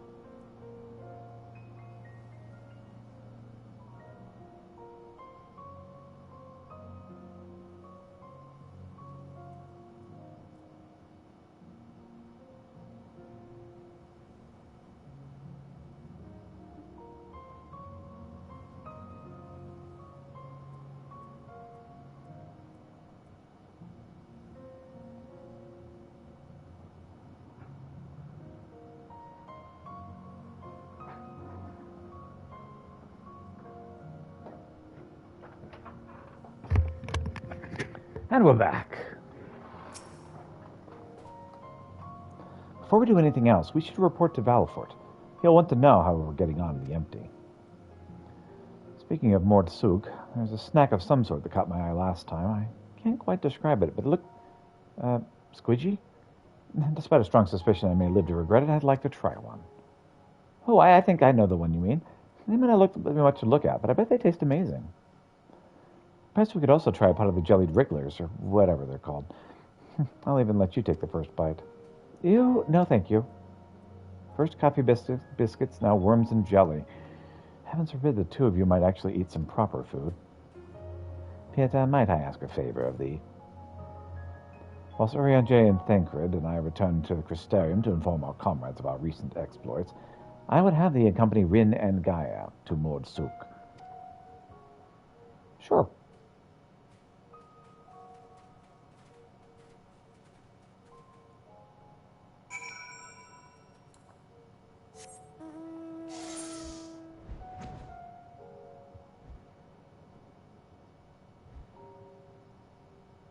Fields of Amber and the freaking night sky here. Oh my gosh. I love the night sky in this game.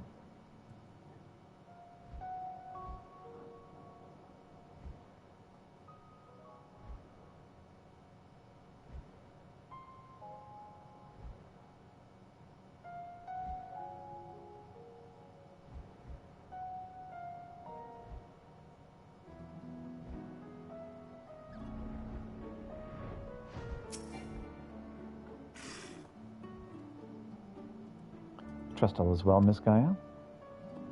It will be once we get out of this desert town. If I have to spend another night in that dingy little room, I shall scream. Terribly sorry to hear the accommodation is less than satisfactory. I'll investigate the availability of more comfortable lodgings post-haste. Yes, I think we'll be staying in Mordsuk, at least for the time being. It might take a while to write the report, as our expedition was rather eventful.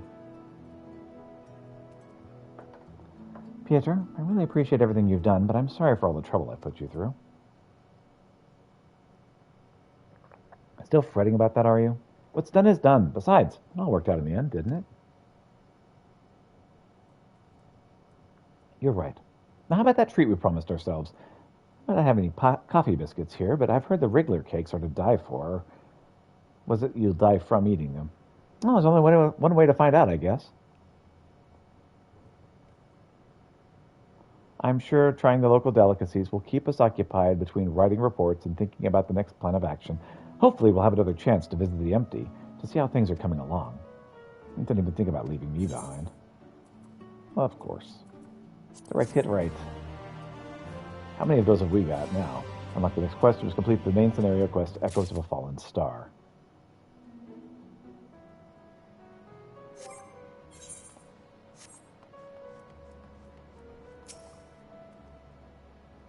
Greetings, Peter. How may I be of service? Let's talk about her second thing. So I guess we can't actually continue until we continue the main quest, so that's fine. Rin informs me that balance has now been restored to all 6 elements in the Empty. As such, representatives from the Castarium will be making regular visits to the camp to observe any changes that occur. I shall oversee the delivery of whatever supplies they may require. Sure. Once again, Rin was kindly enough to provide a report of your travails in the Empty, up to and including an encounter with a being known as Shiva. The preliminary verbal account left me gobsmacked, to say the very least. Delivery I finally finished. Peter, how goes it? Actually, there was something I wanted to ask you. Yeah, what is it? Don't worry, it's nothing dangerous. I was wondering if you'd like to join Gaia and I for some traditional Mordsuk evening tea.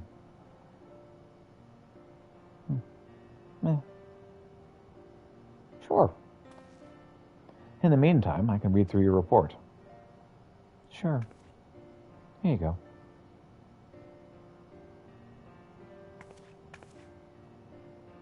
Now that that's taken care of, let's head over to the tea stall. Before that, there's one more thing. This does concern you, Pieter.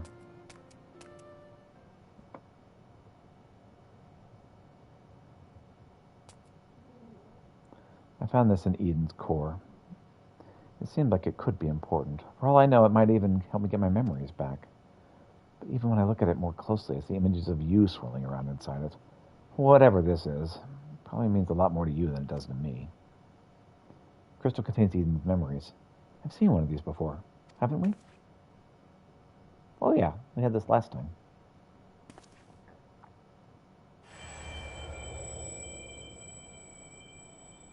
Extreme. As you stare intently at the crystal, your mind is overwhelmed with visions of struggles past, twisted and distorted by some unknown force. Oh, my head. Whatever's the matter? Well, this thing will give me a migraine. It's the same as last time. The only explanation I can think of is that Eden's own power altered its memories somehow. But was that before or after they were crystallized? I don't know. What difference does it make? Regardless of how it was made and where it came from, I can't think of any possible use for this thing. If you want it, Peter, it's yours. Looks like I was the one wasting time on this occasion. Let's go and try this tea I've heard so much about. Hiya, wait a moment. Peter, you're still looking a bit green around the gills, so perhaps you can join us next time instead. Anyway, I'd best catch up with Gaia. While this crystal may not serve as an accurate record of your battles, it provides a glimpse of what you may have seen. It could even help in mentally preparing yourself for foes you've yet to face. But since it contains images of you and your exploits, it seems only right that you should be the one to safeguard it. Sure.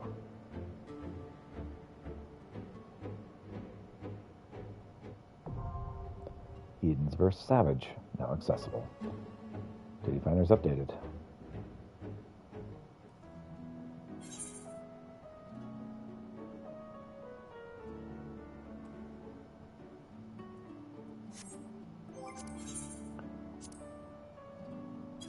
All right.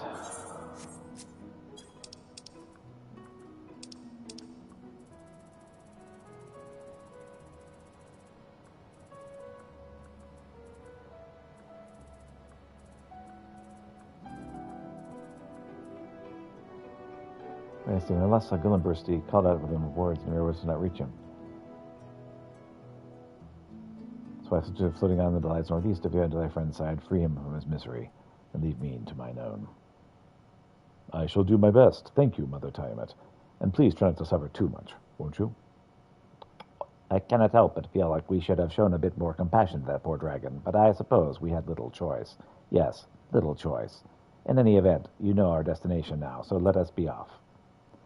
I'm reminded of days long past, when mine own were yet young. Go forth, child of man, that this young one might be spared a similar fate. All right, and then the rest is all Shiva stuff. Okay. First off, Astrologian.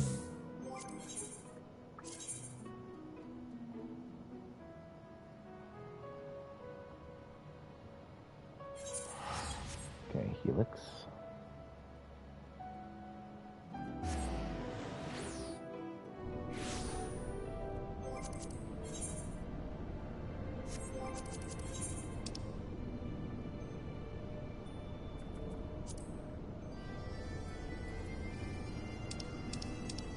All right.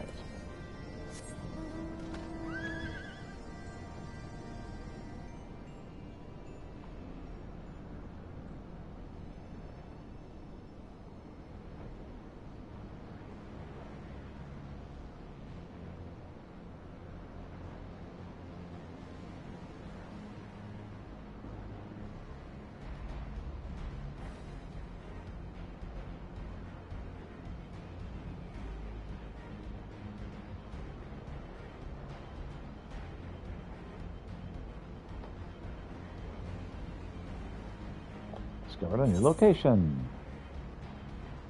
Are there still new locations here? I haven't been. I should probably do that, huh?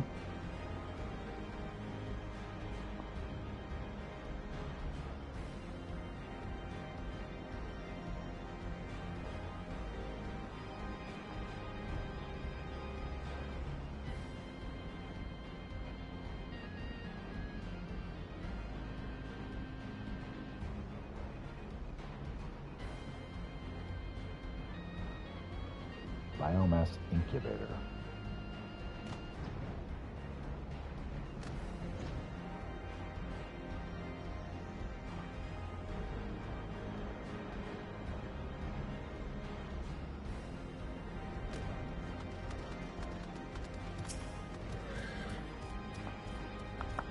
It's Gillenbursty, and he's not alone. Come, Master, let us make that villain pay. Well, we can try. I don't know that it's as simple as all that.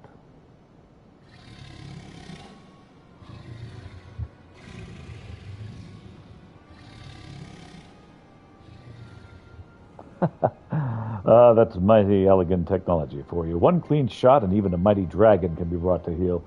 Now I need only lift this Neuralink around his neck, and he'll be my loyal dog, ever at my beck and call. Then the fools of the Academy will know. They will gasp in awe and hang their heads in shame and chagrin. Until they die, they will rue the day they underestimated Drus Mal Saranus.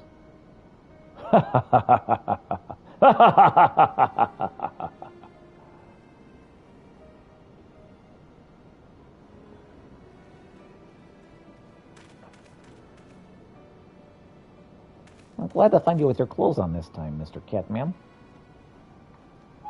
Gillenbursty, can you hear me? It is I, your proud pupil, Old D. You villain, what have you done to Gillenbursty? Followed us here, have you? Oh, that's almost impressive. As for your friend, he's simply taking a little nap. Fortunately for you, I might add. Who are these intruders? Did you lead them here? Never mind. I'll no, triple your pay. Exterminate them. At once. Thank you for the offer, but I think I shall decline. Why, you've already given me far greater value. This toy, for one, and some most amusing playmates. What say you, beastman adventurer? Will you face off against your dragon friend in a battle to the death? Feel your wounds, taste your tears, and fight until your puny body can give no more. Oh, nothing would delight me more.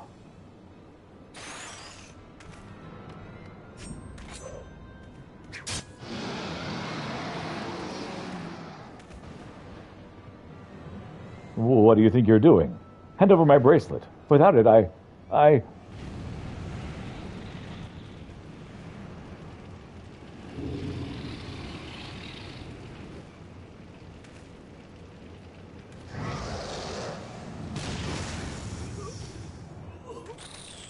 That's a rough day.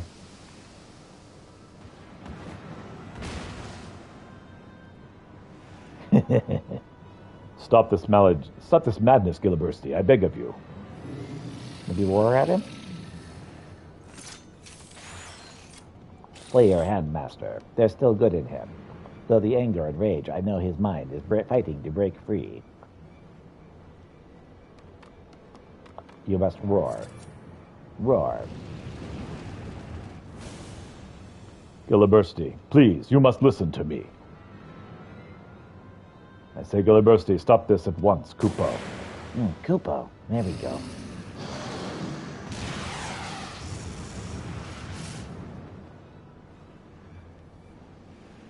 Mogson. No! That's the fake. Gillibursty, return to us, please. I could tell by the hammer it was the fake.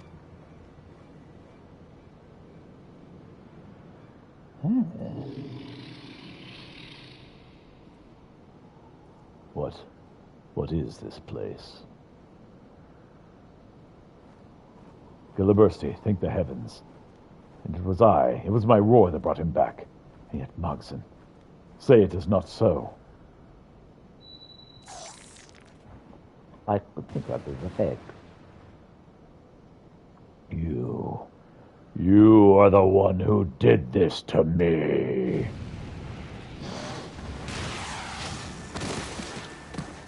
Take that.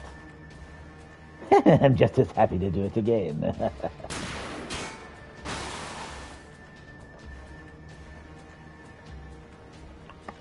Not that we have anything to say about it. Right, my friend? Curses.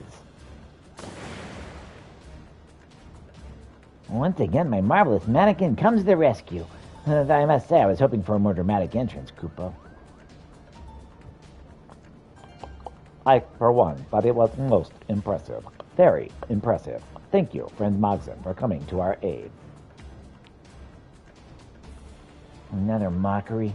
And here I was about to shed a tear for you. Sorry, another mockery. And here I was about to shed a tear for you. You owe me an apology, I say.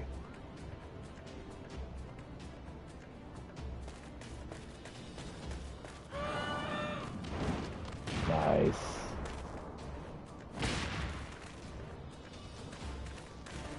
Enjoyed the body check.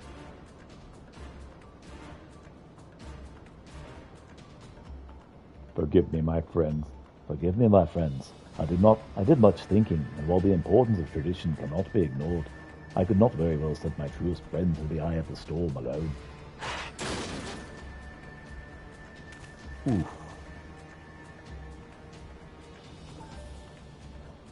You have ever been a rainbow of hope and succor to us, friends. It seems only fair that we have returned the favor in kind.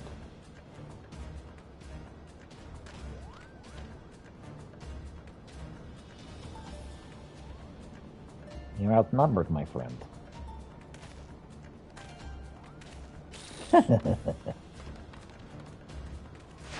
Whee! Well, I suppose that's one way to get rid of him.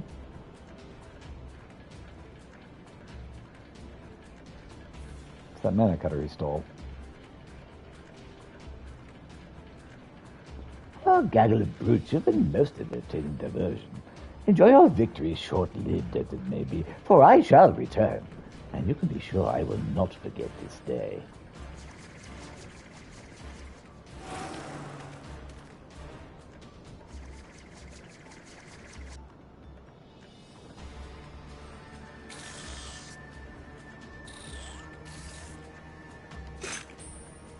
Not so fast.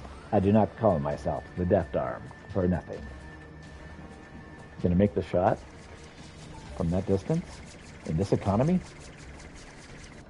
Look like it's entirely within your kitchen?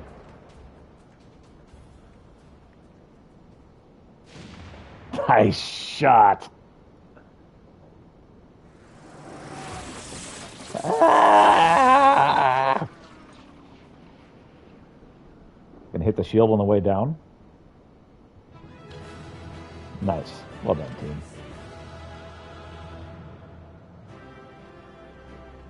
And the great time was had by all. Good times.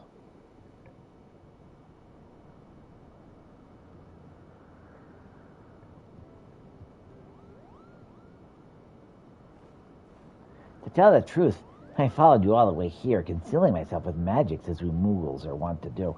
You see, Kupo, I realized the only way I could help you was with my pranks. And to deceive our foe, I first had to deceive you. You'll forgive me. Yes? Without your pranks, we would not have triumphed today. I am very, very sorry for ever suggesting it was anything less than a remarkable art. Oh, thank you, Kupo. And the way you shot down that airship. Please forgive me for asking an adventurer of your skill to haul rocks and crack Kupo nuts. Well now, if we're going to sit around heaping praise upon one another, do not forget that it was none other than I who brought Gillenbursty back to us. Mogson, you saw my most triumphant and mighty roar, did you not? Roar? After Gillenbursty roasted my mannequin, I was so frightened I reverted my eyes and plugged my ears for the rest of the battle. Did I miss something important, Kupo? Did you miss something? I've half a mind to roar you to oblivion, you noodle-brained Moogle. Ha ha ha ha. I owe you all a debt of gratitude this day. Many years have I lived, but never have I seen so many multivarious beings come together for a common cause. It inspires me to strive for the same. And you, oldie, 'twould seem it was your roar that freed me from my madness. You have grown strong, and in so short a span. Impressive, indeed. Just you watch. In another 300 years, I'll be bigger and stronger than you'll ever be. And I will welcome that day, young one. Now, let us bid farewell to this accursed land, and return home. Fear not if you don't remember the way, Gillenbursty. Just stay close by my side. I'll see you home safely. Maybe we should take that collar off of him. Whatever. Shall we return as well, Master? Yeah, let's do that. My friends, if you're not in a great hurry, pray stop over at Ukundunaki on your way. The feast we'd planned is long overdue, and I dare say that now there is all the more reason to celebrate. Let us dance until the stars give way to the sun, and back again. Yeah, party on, dudes.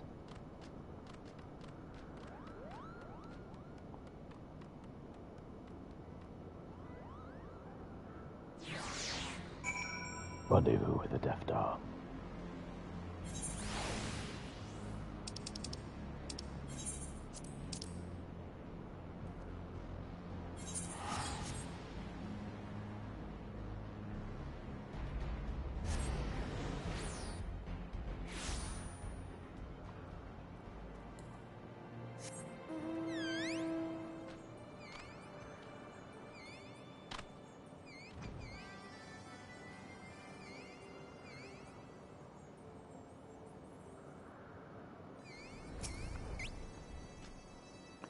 All of Gundunaki waits in eager anticipation to see our moonlift dance. If Pieter's ready, the Nuvanu is ready as well. Let the festivities begin.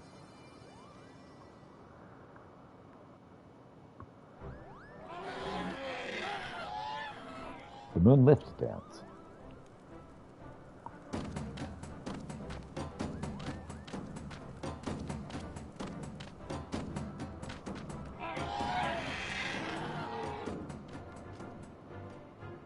All right, then.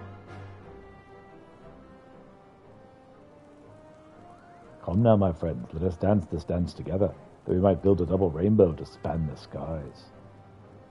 In the dark? Leave it to me. We Moogles know a thing or two about dancing. Come to think of it, this dance seems somehow familiar, Kupo. What? I fear that legs are not made for dancing. Clumsy they are, very clumsy.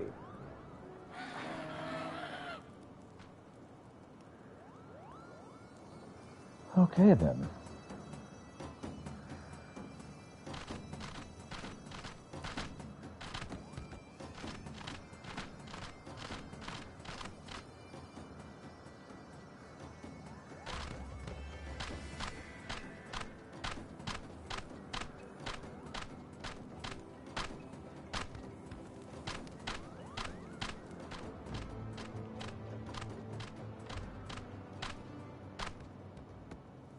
Well, that's different. It was a feast and a dance for the ages, my friends. And never would this day have come if it were not for Peter and the bonds that he has forged among us all. May they ever hold strong. But of course, Kupo, let us dance together, the New Valley, and make mirth and merry for many years to come. And we are happy as well to share the art of the pranks and artifice with the Vath, who understand us oh so well. Just you watch. Next time I will devise a trick so devious that it will make the palm on your head spin. They can spin, yes? Master, it was an honor and a pleasure to adventure with you once more. I thought I knew the world, but I see now it is wider and vaster than I ever imagined. Still, I fear I've seen and grown so much during this journey. If you will always be my master, but I feel as if little by little I am becoming your peer. Forgive me for being forward, but might I call you Pieter from time to time? Of course. Pieter. A most impressive name, indeed. Clearly, you were always destined for great things. Yes, very great. I am honored to call myself your pupil. Until our next adventure. It was fun traveling with you one last time. I'm sorry to see you go, though. That were a lot of fun. One of my favorite stories, the boss. Complete.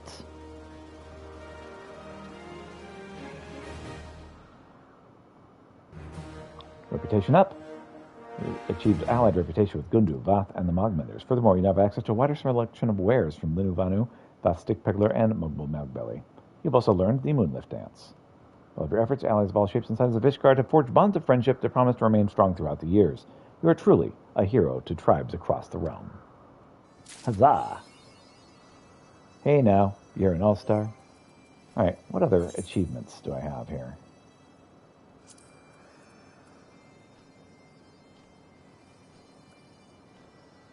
Okay.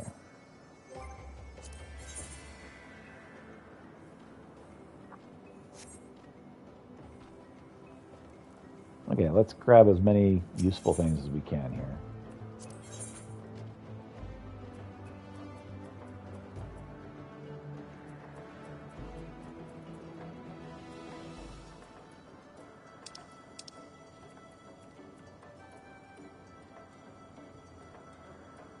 I mean, why the heck not?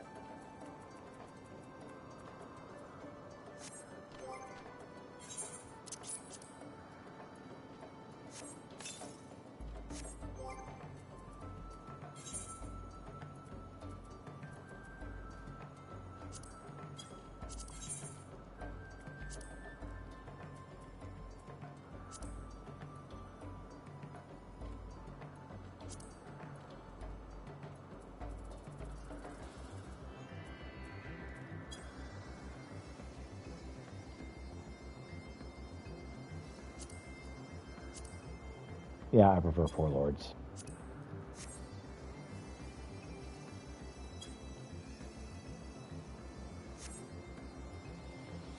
Okay.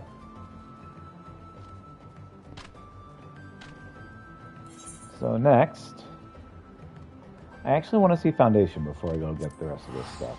Because I don't think I've checked Foundation for any kind of tasks or jobs. I just want to look around. Doesn't look like there's anything.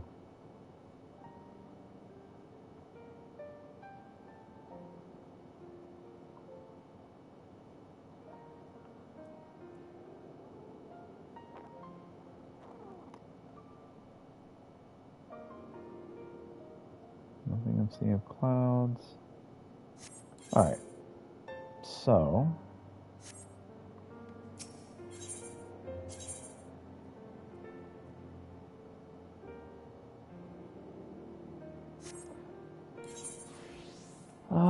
Whatever. Okay, Oxundu. Our next train. Okay, we'll do Oxundu first, then the next train. Then we will continue with the next thing on the list. Which I think that'll be Beast Quests at this point. I do want to get the Beast Quests caught up.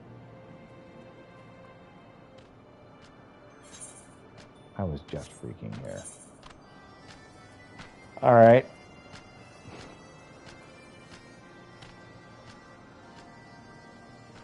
Tailfeather and Zenith. That's where I was meaning to go. I meant to do all of that. Just to prove that you could.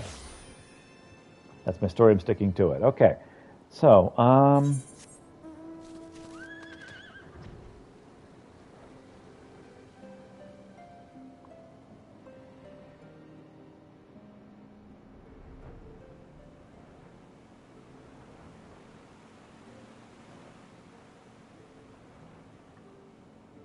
do this. We'll do Zenith. Then we'll go check on the Ananta.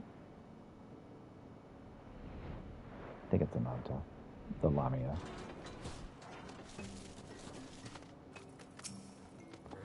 Stick Peddler.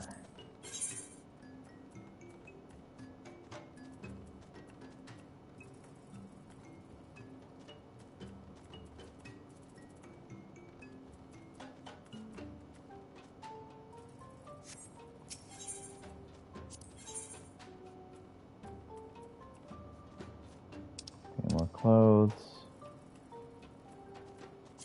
Bath Plumber's Kit, because why not?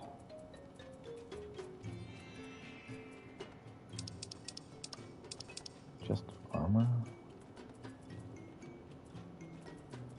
And the Framer's Kit. I mean, sure.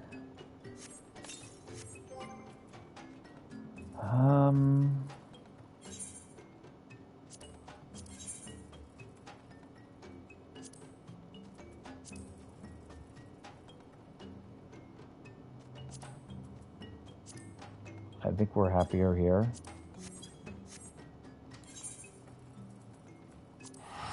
Okay, we're 0 for 2. Oogles, please give me something I like. If it's armor, I'm going to be most displeased. I strongly suspect it's going to be armor. And the Framer's Kit, which are both underwhelming.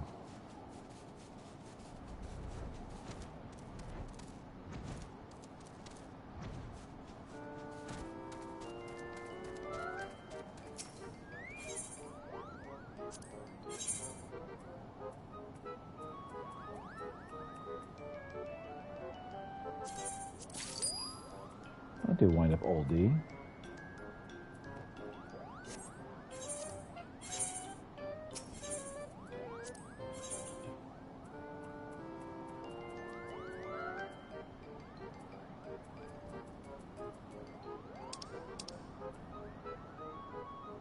Little Framer's Kit.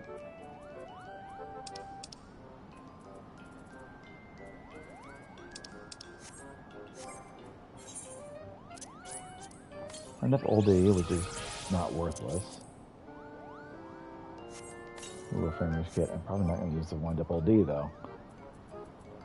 Not worthless, but not going to be usable for him.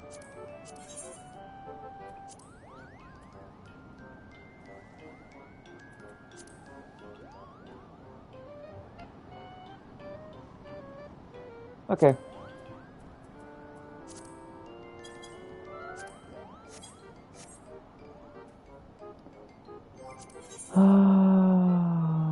the forge.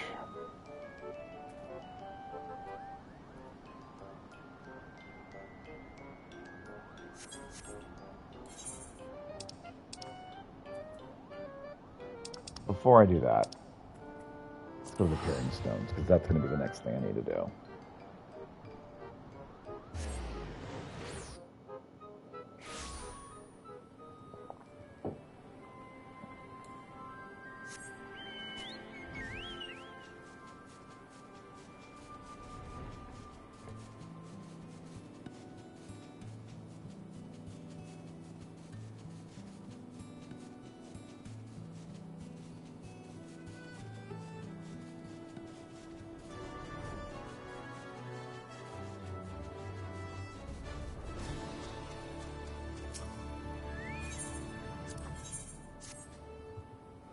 We have an antlion problem, Peter. A particularly vicious specimen has been terrorizing the peaks-bound route, and I ask you to put it down. The creature burrows deep beneath the ground and lies in wait for prey. Not any prey, mind you, but the larger sort. Chocobo carriages and the like. Your footfalls will not suffice to draw out the greedy fiend, but there's explosiveness to do the trick. They come for our friends at Rauga's Reach, and they're as noisy as they are powerful. When you detonate them, take care you're not caught in the blast. They could be upset to lose a helpful adventurer such as you. Sure, you got it. Peter, a request for help has come from the resistance camp to the east. They seek to cull unruly Daras. These creatures feed on rock, and if left unchecked, they are liable to cause avalanches, thus endangering travelers. Pray make haste to the camp and report the resistance captain. He'll furnish you with further instructions. Now that you've grown accustomed to riding merits, here's a task I would ask of you. We have a suffering an outbreak of ants, and they're drawn the kitchen scraps for lodgings, and they are causing our patrons no end of grief, getting in their unmentionables among unpleasant places. If we have to have any of a respite from these pests, we must strike them at their nest. I'd have you do the honors again, upon one of our trusty Marids. Speak to Takarja and my maidkeep. They'll furnish you with further instructions. Alright. What's up, Dashina? I've been expecting you, Ad Slayer. Your task is simple. Hop on a Merid, ride it over to Baljiga, and have it trample ants. We have placed bait there to lure them out. Once you finish the task, feel free to dismount your Merid. It'll make its way back here. Alright. I have seen about everything.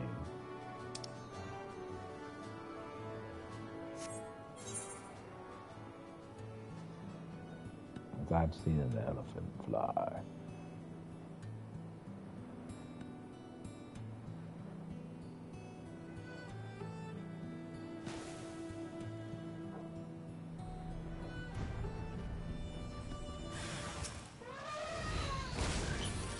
Squish.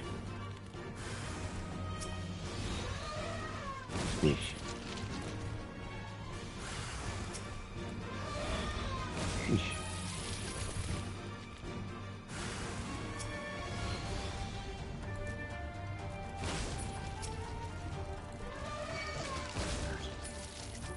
Squish. Well, that was easy enough.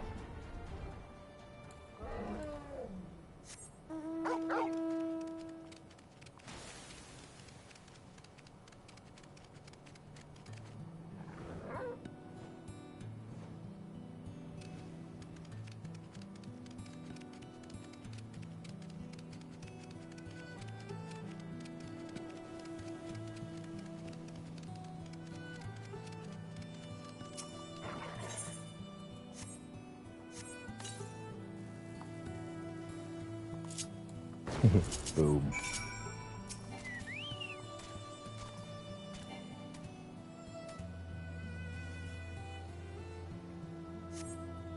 That explodes in a shower of sand.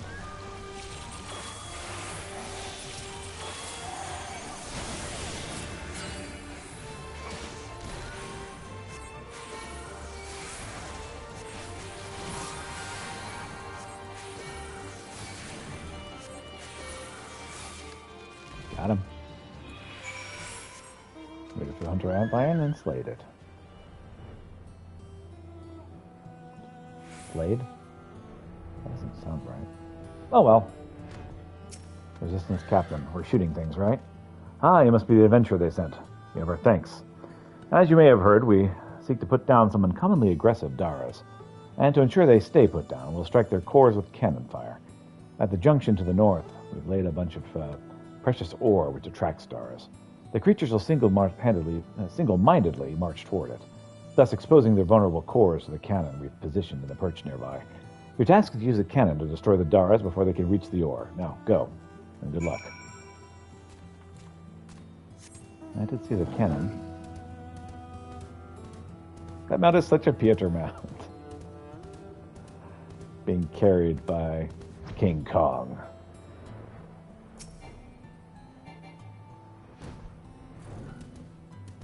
Use the cannon to destroy the 3 Daras. You move the camera in and out. Press the X to destroy it.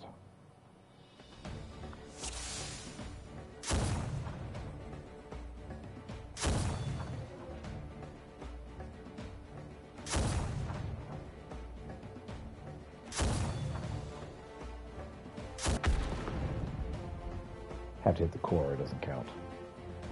Had 2 that hit the Daras, none of the cores.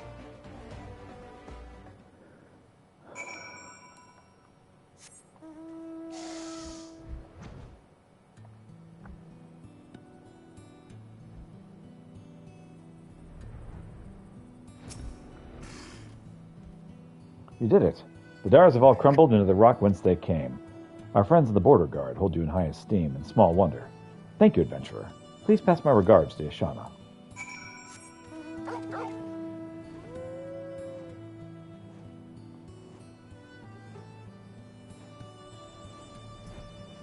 We'll turn all these in, and then we'll head to the next thingamabobber.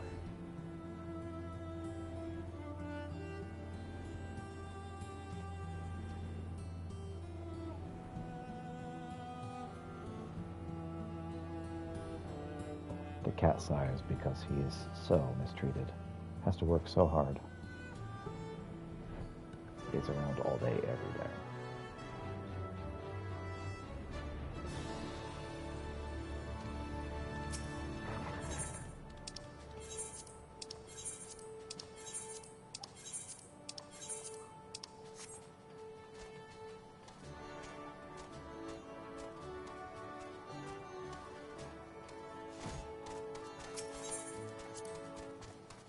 You look as though you've been rolling in sand.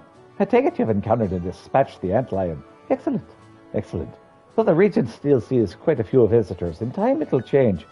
A trade will flow and grow, and bringing about it increases traffic. The route to the peaks in particular is vital to our prosperity, and we must ensure that all may pass safely. Keeping vilekin such as antlions in check will be a regular task. I pray we can turn to you again.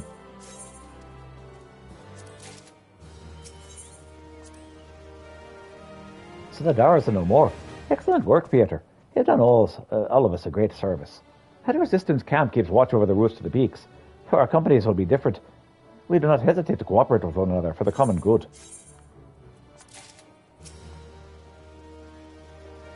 I can feel the myriads mighty stomping all the way from here. That should keep us free of ants for a time. Ours is a harsh land with little to sustain life, and the creatures only do what they must to survive. That being said, we cannot well allow them to overrun the area.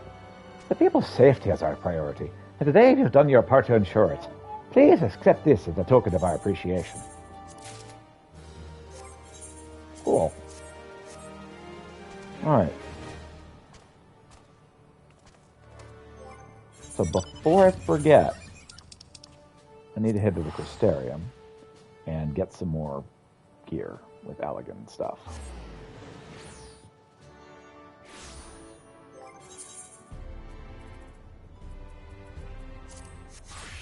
So we need two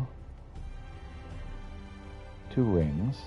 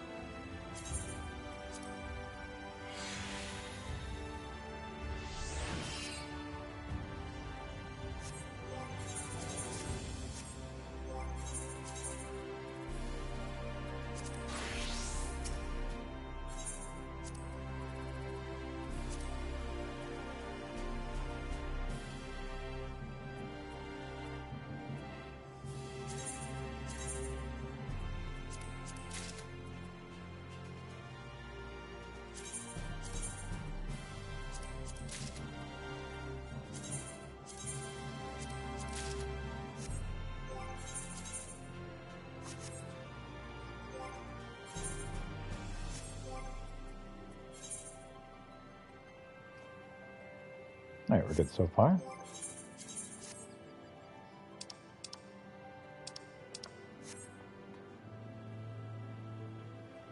Alright. Anything else I'm missing around here? Doesn't look like it. Okay. So we'll head to Fire in the Forge, which is the Doman Enclave.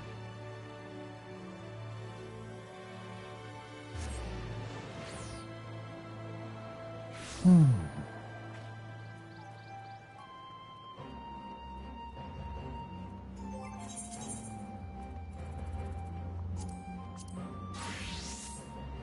think we just need to teleport there.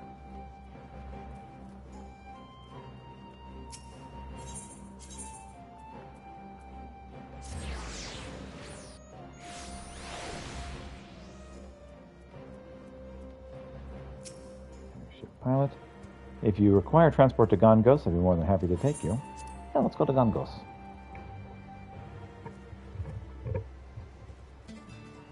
Sushi Daddy.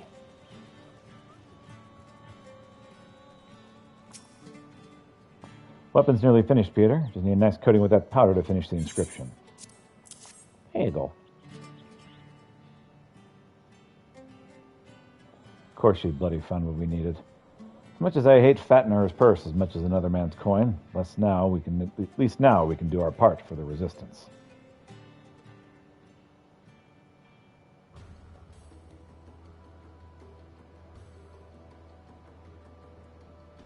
Mm-hmm.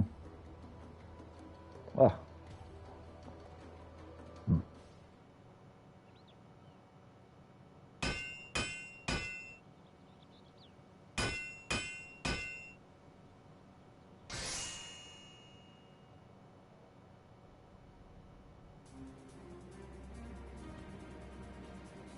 Bad.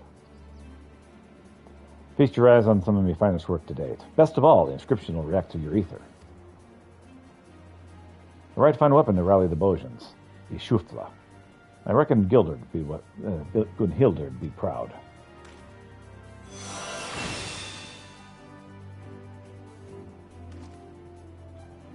I should behold the glory of the fabled blade born anew. Hope it's not yet lost. Only a day's work for you, old pal Geralt. Of course, this is only beginning. Your skills with a hammer are truly a sight to behold, Master Geralt. And to see Pietro wielding one of the holy blades thus, it's as if I stand before one of the heroes of Eld. When the time comes to do battle with the Empire, our brothers in arms will look up to you and know courage. On behalf of the Bolshevic resistance, I offer up my humblest thanks for your aid thus far. Sure. I'd love to start fresh on another weapon. I have to use every last morsel of powder on that one. Anyway, we'd find ourselves indebted further to Mr. Rowena were to require more. I must consult Vasion before we proceed further. Looks like you're taking a short break then, huh? If you find yourself wanting another weapon, though, come and speak with me for another helper here. Sure. Oh. I think I've earned myself a nice big flagon of ale tonight to celebrate the forging, of course. Sure.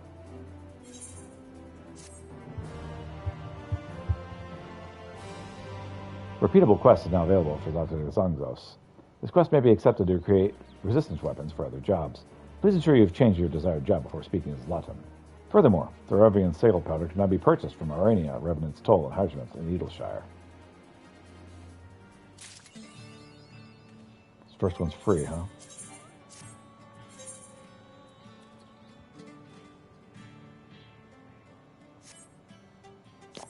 Yeah, what I have is better than that, so that's enough of that.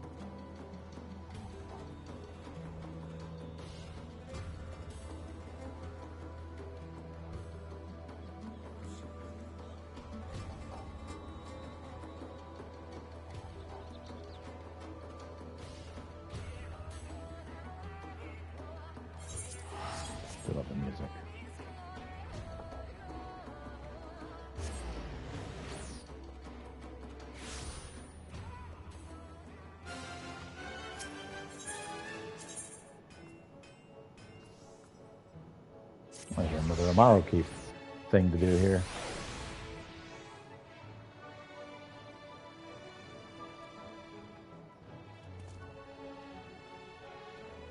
Is that Bozja? I believe so.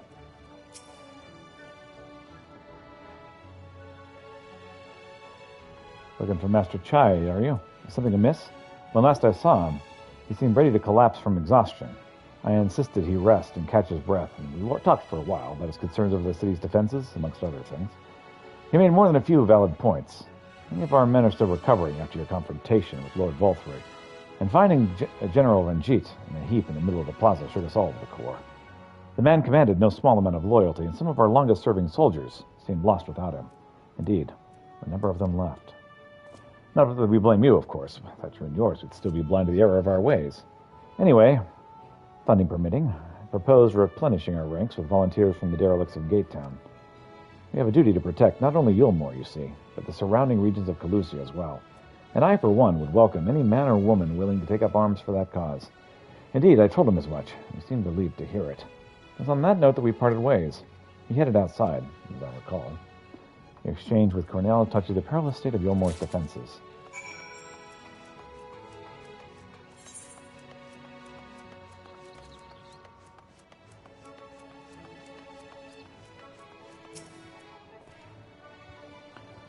Oh, there you are. How did you fare? Have you learned anything which might offer a clue as to Master Chai's whereabouts? Living conditions in Calusia, state of defenses, and state of business. Interesting. He apparently paid a visit to the Queen Bee as well. They discussed the possibility of granting a mission to customers from outside Yulmore, an idea to which the proprietor was surprisingly receptive. Sounds like you've got big plans for the place. Yulmore, I mean, not the Bee. Perhaps. But the question remains, where did he go after leaving the city? There's a question. That to be or not to be, a couple of questions. All we know for certain is that Master Chai has shown great concern not only for Yulmore, but its surrounding settlements. It seems logical, then, that having consulted with those within the walls, he would wish to do the same to those without. Peter, if you would go and make inquiries in Right, I shall do likewise in Stilltide. Gatetown I leave to you, Kelsier. Fair enough. Where should we meet after we've finished? Well, Topperong would seem to me to be the most likely destination. Let us reconvene there. With any luck, one of us may have stumbled upon him by then. If not, I will be well suited to continue our search. Of course. But before I do that, what's this over here? Near the Amaro Keep.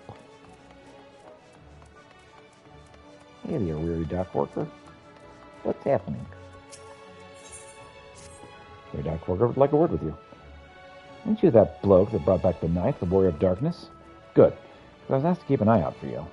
Oh? Friend or foe? Nothing untoward, we're not. It just...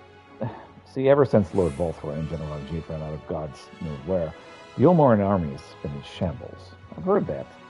Say what you will about the bastards, but they kept the city safe, or near as much. The remaining leadership types have got their work cut out for them keeping everyone fighting fit, but for a start, there's the talk of bringing back traditional training methods. I'm talking about stuff that we used to get unbloodied layabouts like me ready to take the field. Of course, there's also plenty of military men taking part, eager to hone their skills for the struggles ahead. You're welcome to participate too, if so inclined. Head out of the city through the open arms and look for a soft-faced bloke. He'll see you sorted.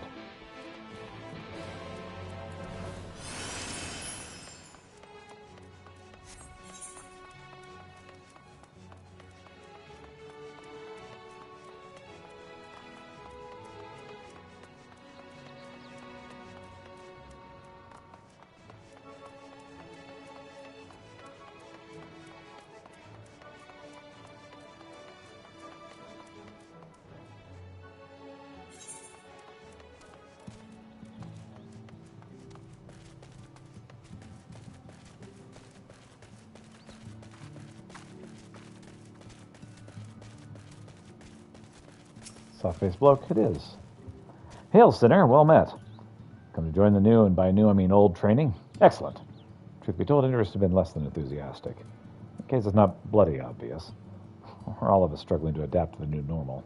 When you wake up one day and realize half of life's decisions you made weren't your own, it's hard to adjust. None can deny that we need a peacekeeping force to maintain order and defend against outside threats. Unfortunately, we're short on motivated recruits, and of the ones we've got, only a handful are up to snuff. Anyway, it's all very much a work in progress, and we're hoping warriors like you can help us out with, even if we're only by taking part as a guest. Draw attention to what we're trying to get off the ground, would you? And if you're keen to give it a go, let me know and we'll call for it tomorrow. Can't just up and walk there, no sir. But first, in accordance with ancient traditions, I've got to teach you the creed. He who fights with strength of stone unyielding, breathes deep of boundless sky, and embraces serenity of rolling sea. Against him, none can stand. Okay, whatever. Well, what do you mean you've heard that one before? As far as I know, it's one of the many pearls of wisdom passed down through the ages. It dates back to a Calusian poet who died several centuries ago. Sure you're not mistaken. Eerie coincidences notwithstanding. If you'd like to hone your warcraft, you'd be hard-pressed to find a better option than unleashing everything you've got on one of our contraptions.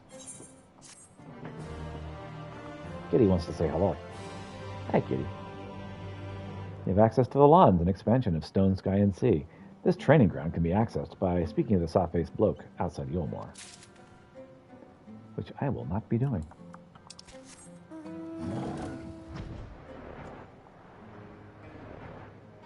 Hi, cat. I'm really interested in you laying your butt on my hand. Thank you, though. You think you can maybe not stab me with your claws? That'd be really cool if you could avoid that somehow. Find it in your heart. Ooh, there's stuff in the Tempest. You need to go check on that too.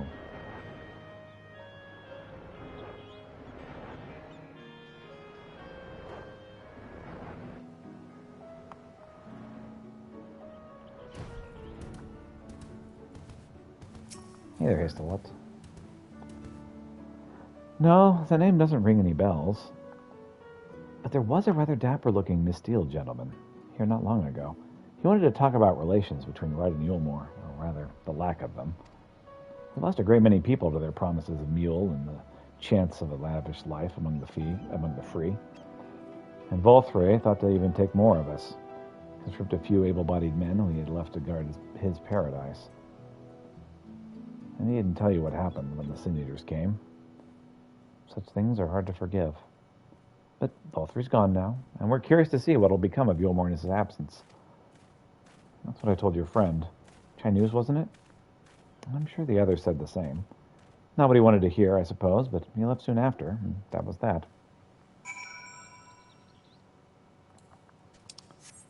Okay, I'm going to check on the Tempest.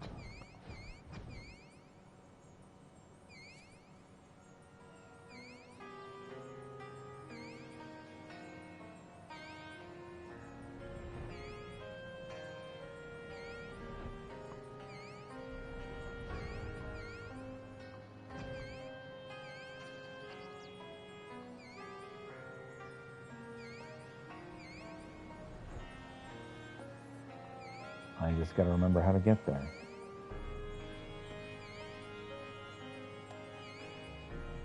Surely it's not just dive into the water. No way it can be that easy. Yeah, I didn't think so. What is this? The lawns?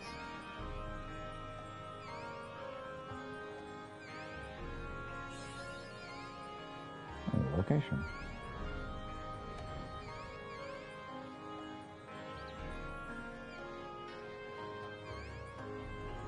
I don't know what that is.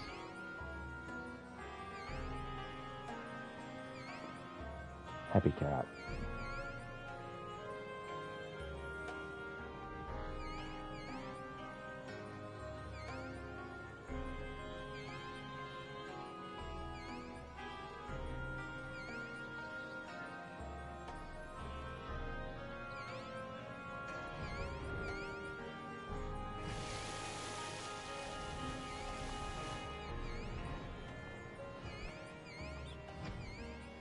Ferryman? Like the ocean floor, is it? Oh no, I'll just be rowing you out to the bay. When it comes to getting down to the bottom, you're on your own, mate. Yeah, let's do it. I want to check this.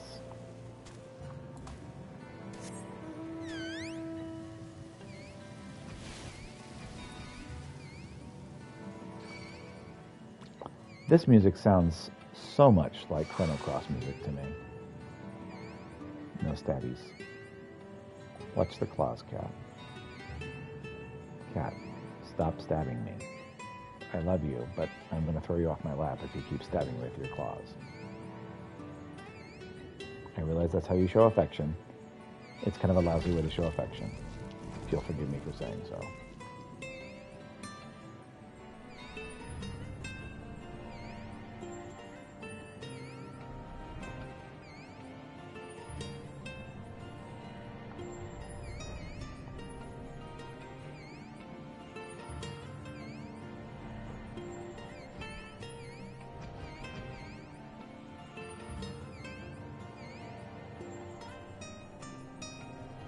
Caliban Gorge.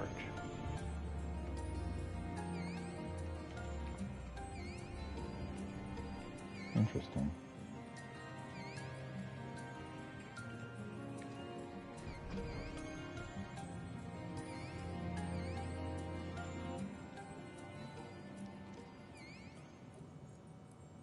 Under the sea, under the sea. It's kind of weird that all of this is under the sea.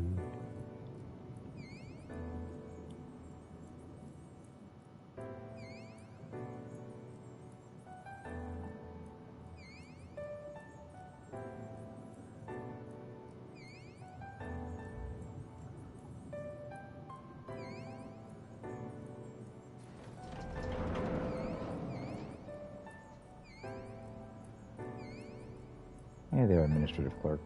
What's up? How may I help you? I was trying to look into some stuff. I've forgotten what now. And this beast was like no other, you say. Judging by the description, it may very well be one of the new types of fauna being created by the researchers of the Academia Anida. As such, this matter is out of my purview.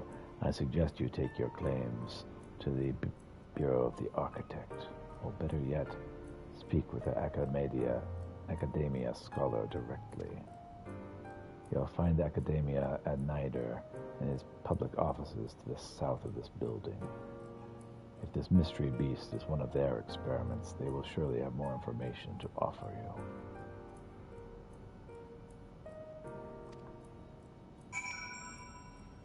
you. What do you got a lump on your neck for?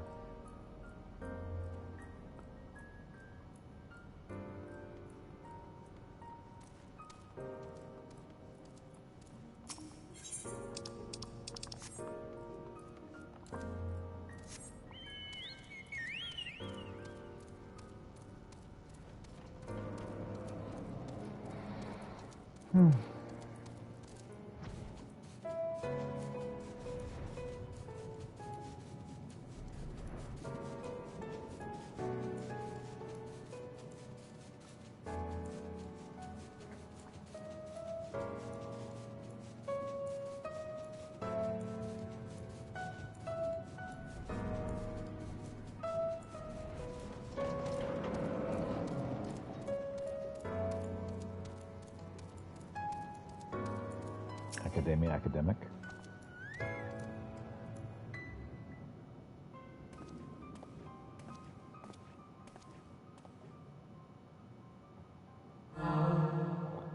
Welcome to the public offices of the Academia at Nider. The hallowed halls of the Academia itself are restricted to accredited scholars. My apologies. If I'm not mistaken, your residency was arranged directly by Emmett Selch himself. As such, you may be granted special dispensation to enter our prestigious institution. Might I ask you what prompted your visits with us today?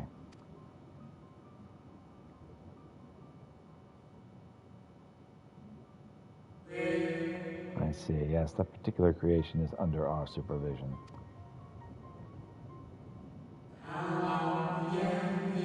If you'd like to confirm the beast's containment yourself, then I might suggest a tour of the grounds.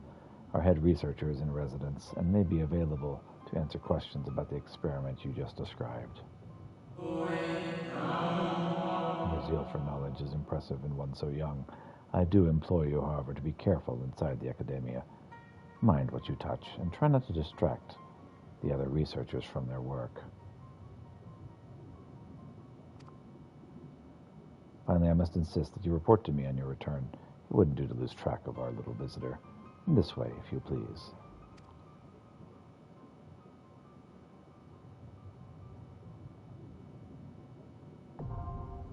Academia and Night are now accessible.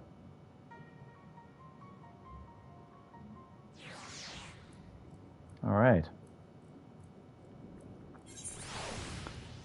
So, Grithius, yes, I believe that was Boja.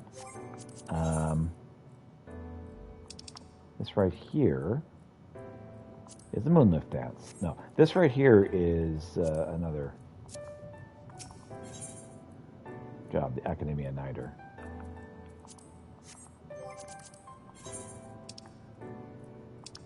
If you'd like, you can join me on this particular mission.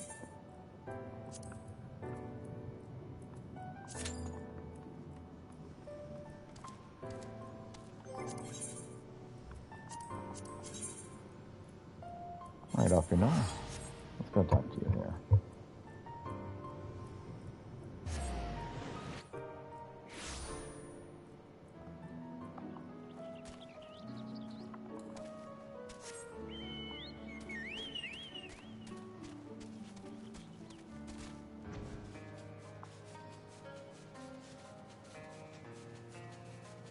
Kitty, stop licking my leg. You're actually licking my shorts, and that's just kind of weird. I don't think that eat my shorts means that.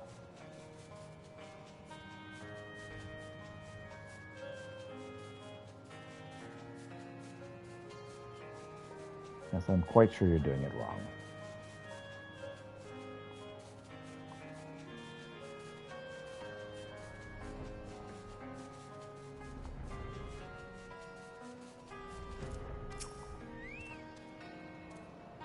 So he paid a visit to both Right and Gate Town as well, did he? I see. I share, and I gleaned much the same. He seems determined to salvage what goodwill yet remaineth among the settlements of Calusia. The only likely place he has left to go being Amity. Come, if we're quick, we may yet catch up with him. Oh, the sun just went down.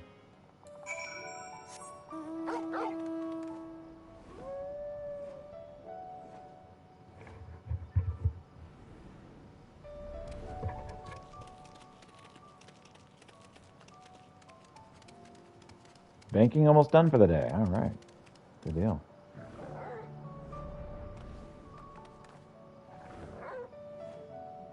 So I have approximately 40 minutes left of stream for today.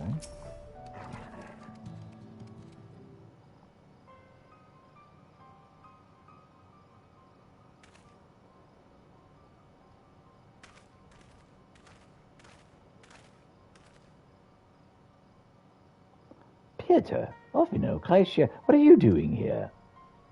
We might ask you the same, Master Chai. Oh, we might ask you the same, Master Chai. We've been looking all over for you. Looking for me? Whatever for? Lady Chai has been nigh inconsolable in your absence. She claims you disappeared without so much as a word and made us return you to her side. What in the blazes are you talking about? I left a letter for her in her chambers, though I suppose she could have overlooked it. When she gets an idea into her head, oh, I can only apologize. No harm done, Master Chai. But since we are here, might I ask what compelled you to come all this way? We had told you had been elected mayor, and from what we have gathered from the nearby villages, you've been inquiring about the people's grievances. Is it safe to assume you mean to take office? No, let us not jump to conclusions. I did seek to learn about the problems faced by the people of Calusia, that much is true, but I am by no means sure that I'm the man to solve them. Tackling our many challenges will require resources, and until I've secured them, I could not be right to assume the role of mayor. I see, and you believe said resources can be found here? Indeed, the people's grievances are many, but in course of my inquiries, I have already met with several individuals willing to lend their aid in addressing them. However, there remains one individual crucial to my plans. A manor's council might yet make a mayor of me. With respect, such foresight is in itself proof of your suitability. The city needs you, Master Chai, and I'm certain this man of whom you speak, whoever he may be, will reach the same conclusion. It's you, Afino. From what little it is worth, we will vouch for you should he require convincing. We believe in you, Master Chai.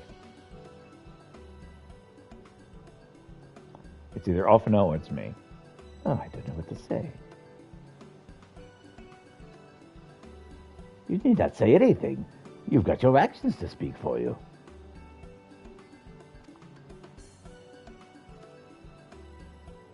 For as long as I can remember, all I've ever wanted to do was make it into Yulmore. But that dream is gone now. Burst like a bubble, or a boil more like. Anyway, outside of repaying Master Alphino, I haven't got a clue what to do with myself. I spent most of my days in the daze. But you've been up and down, trying to find a way to fix this mess for everyone. And I reckon you can do it. You got this lot up Mount Ghoul, did you? Didn't you? How hard would mayoring be? You've got to steal Yulmore for a better future. I know it. I want to help. Properly help. Do something that makes a difference. I don't know what it is, but I'll work it out in the way. And if you let me come with you, that is. You've got me entirely too much credit for a lot of you, but I cannot deny it gives me heart. Come then, let us press on together.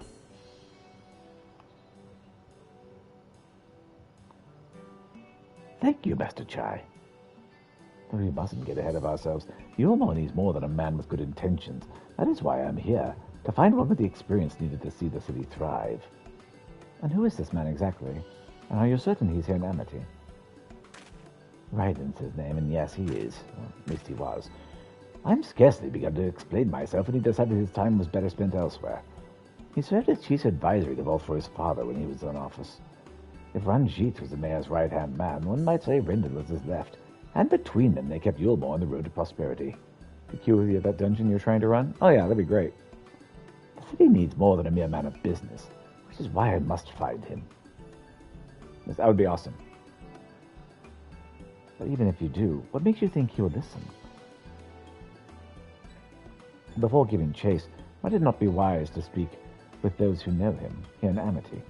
They may be able to shed some light with his reason for rejecting your overtures out of hand. And I'm fully done adulting for the day. Huzzah!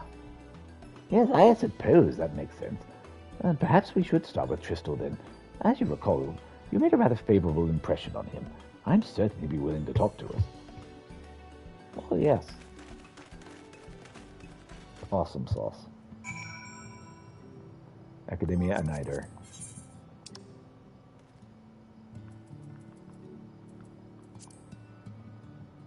Should I DQ then? I'm going to DQ.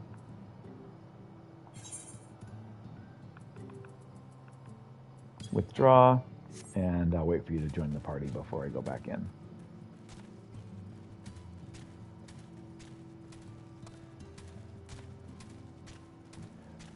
Finally got everything from the Fall Guys crossover too? Nice. That wasn't my cup of tea, but I'm glad you got it. Greetings, friend. And you too, Master Chai. I presume you're here to ask about Rendon. Couldn't help overhearing your earlier exchange. Yes, well, with Volthry got Yulmore once for a leader, should no one rise to the challenge, the city could very well collapse. I came here seeking Rendon's counsel in the hope that we could build a better Yulmore together. It was something different? Indeed. And that is still my wish. But given how abominably you were mistreated here, I can quite understand if you chose not to help. We're not, Master Chai. I bear no grudge against you or the people of Yulmore. I would not see you suffer for Volthroy's villainy. As you no doubt gathered from your meeting earlier, Rendon can be rather uncompromising. He has his principles, you see, and little patience for anyone he deems less committed to his own. Less committed to their own. Your desire to right the wrongs of your past and of Yulmore's past is quite admirable, but I fear the guilt you bear in the city's behalf works against you. I can see it in your eyes, in the way you carry yourself. It goes without saying he sees it as well. You must let those feelings go, Master Chai. Be more assertive, commit to this course, and prove to him Yulmore has a resolve to change. Hat the data center hat twice. Nice. The resolve to change. I believe he was heading toward Pit 8 when he left. If you plan to go and speak with him, I suggest you be firm and clear in your intentions. Very well, to pit 8 we shall go. I'll not take no for an answer. Nay, not even a maybe.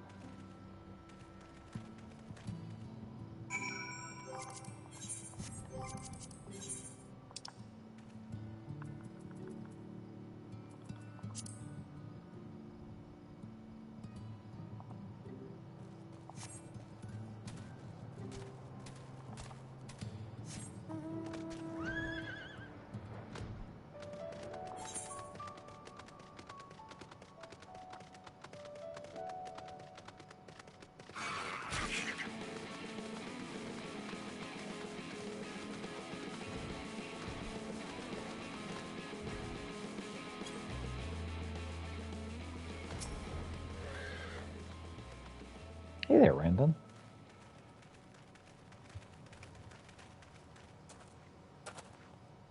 Well, it's you again.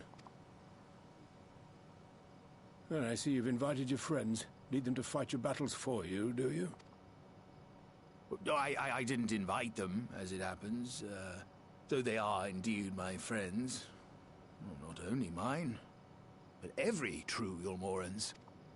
They are the ones who awakened us to the truth, to Lord Forthry's villainy. The famous warriors of darkness. Look up, you'll see our handiwork. Are they now? Yes, they are. It would be no exaggeration to call them our saviors. We owe much and more to their kindness, but we cannot depend on that kindness forever. Indeed, we're about to leave. To do so would be a little different from entrusting our affairs to Lord Forthry. Nay, we must learn to stand on our own 2 feet. And I would have them present to witness my attempt. Hear, hear, Master Chai. Your sentiments are admirable. Yet admirable sentiments do not a nation make. In my capacity as advisor, I once strove to build a better Yulmore. Gave honest counsel to my superiors, drafted laws for the benefit of one and all. But in time, my values fell out of favor. There was no need for them in this paradise Forthry was creating. And so... Oh, so I left my homestead But behind. you, Chai News, you were content to wallow in indolence under Forthry's auspices. Yep. And so I cannot help but ask myself what manner of nation you intend to build.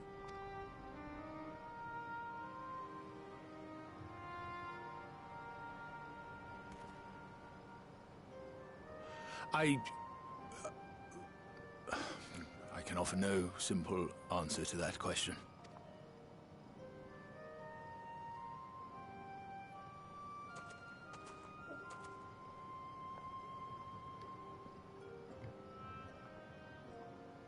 But this much I will say. It is my hope that Yulmore can become a nation which her citizens might freely choose to build together.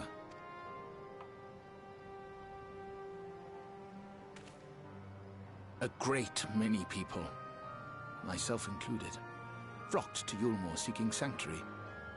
The alternative being to live in fear and die in pain. It seemed an easy choice, and sanctuary we found. As much food and drink as we could ever want. Secured at the cost of the surrounding villages. Little wonder the people gathered at our doorstep, begging to work among the bonded. The free were blind to it all, of course. Content to, as you say, wallow in indolence. Were I mayor, I would first take stock of the city's resources and see that they were assigned equitably.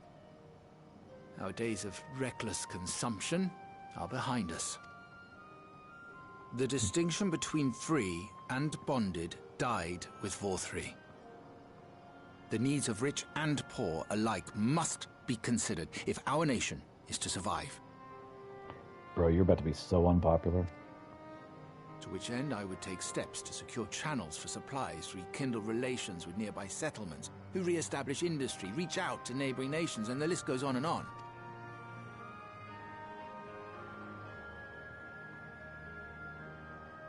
But I am no ruler, nor even a politician. I am an entrepreneur. My expertise lie in planning and profit. I haven't the knowledge or experience to run a nation. Please, Rendon, will you not help me? Together, we could solve the city's problems. Build a Yulmore for the people.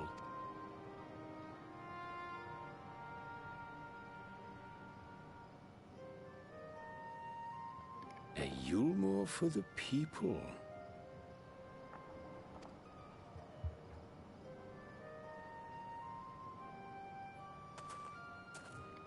I rather like the sound of that.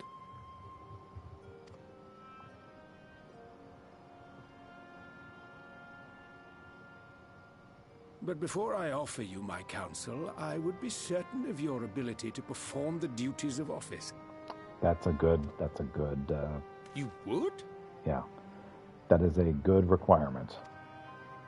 You ask me to help you solve Yulmore's problems. But first, I would see you solve one on your own. Accomplish that, and you will prove both to me and the people that you are a man worth following.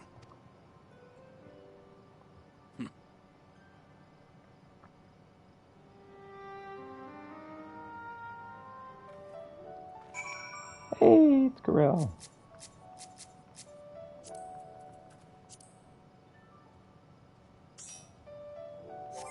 Welcome. Welcome. All right. Academia Ender.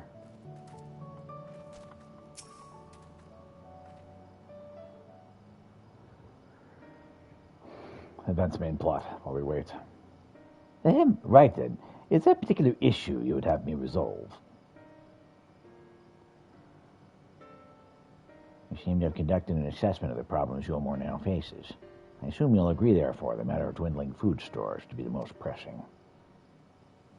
Ah, yes. Mules being neither desirable nor less sustainable option, I assume alternative foodstuffs are now required to fill the void. And a man who hungers does not like to contribute much to society. Save violence, perhaps. Right. So tell me, how do you propose to solve this problem?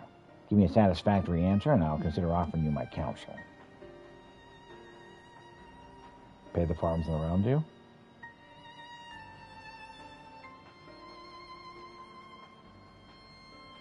There are farms around you. Look at Yulmore in the background. A combination of measures would seem to be in order. One to address the immediate issue of supply, and another that of production. Go on. For the present, Yulmore's coffers can be used to purchase food on our neighbors, right? But therefore, it's time to address the underlying problem that affects us all, the long-standing neglect of agriculture. The villages that once served as sources of trade for foodstuffs must be repopulated, and their means of production restored. And this assumes, of course, we can rekindle relations with our neighbors, guarantee security and stability in the region, and more importantly, find people willing to leave the city and take up the rebuilding effort.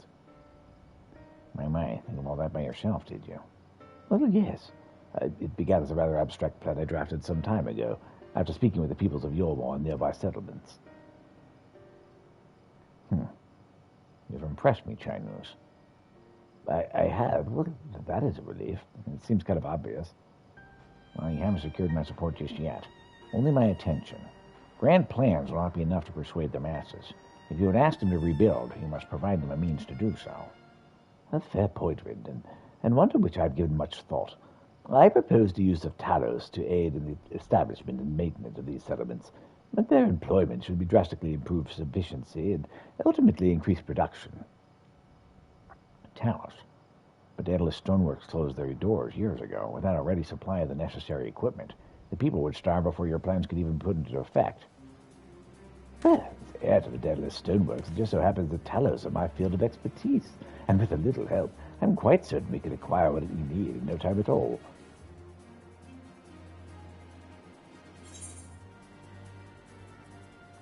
Money's quest complete.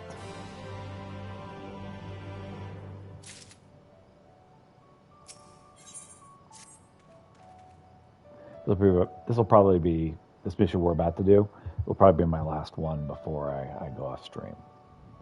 And then I'll start doing lots of roulettes. Brendan is quite right. Building Talos from scratch would require time we simply do not have, which is why I propose we make use of long-abandoned Talos which wander the wilds of Calusia. They'll need to be deactivated, of course, if memory serves. The tools required to do so will still be in top rung. Here, come with me.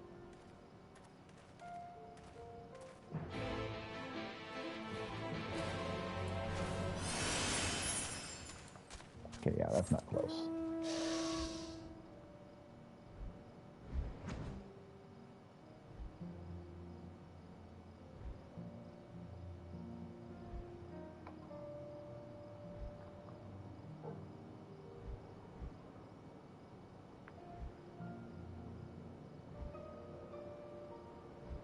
To switch off all the defective Talos.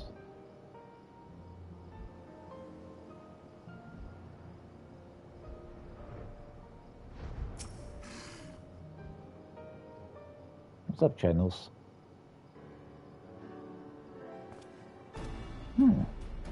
Aha!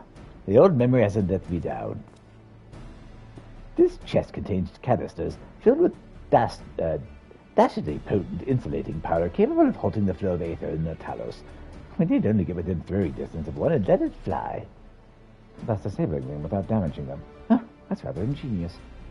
An old trick of the trade, nothing more. Once disabled, it should be a simple enough matter to get them to march to Yulmore. More extensive repairs can wait. Ordinarily, this is where I would ask you to run along and do the deed, but as I've said before, it's high time we learn to stand on our own 2 feet. Thankfully, they're in canisters of something even I should be able to manage.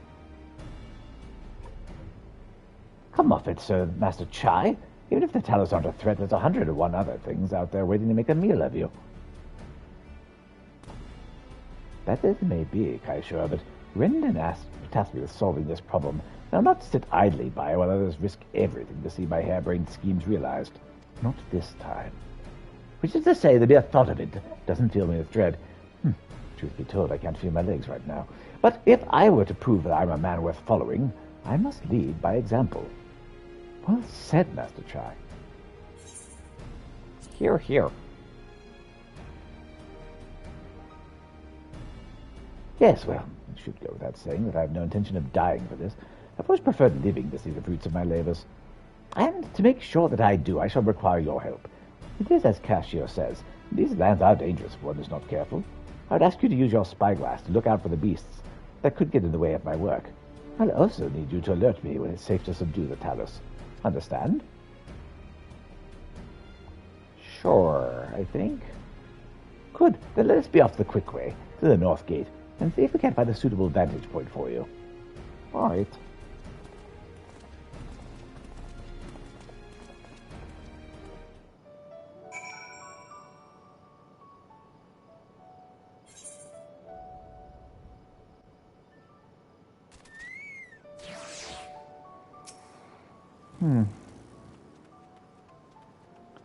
When first he arrived, I could barely hear him over the knocking of his knees. And now this, I'm not sure what's got into him, but whatever it is, I like it. So look out for danger and alert Kai News whenever it's safe to incapacitate the Talos. You may move the spyglass, as well as zoom in and out. Point the spyglass at Chai News and give him the signal to sneak at the Talos. With R.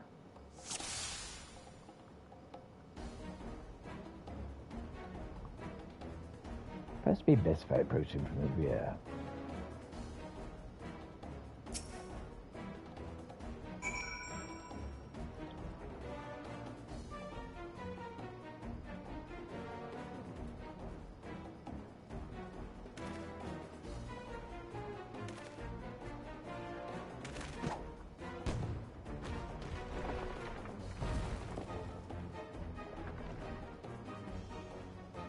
I did it! I did it! Let's move on to the next Talos, shall we?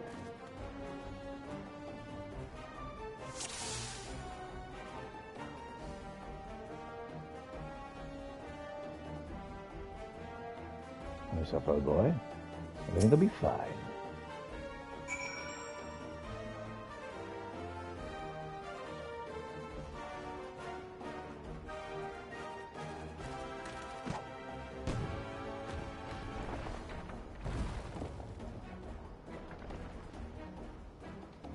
I do believe I'm getting the hang of this. You sure are. You may leave the next one to me, Peter. I believe in you.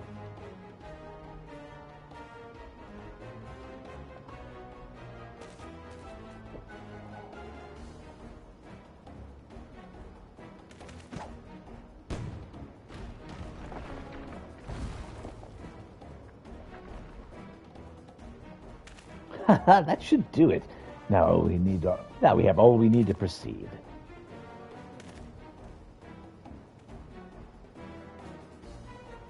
All right. Not bad. I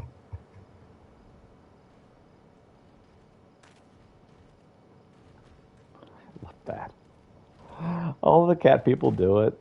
The Makot all do that, and it's funny every time. Huzzah!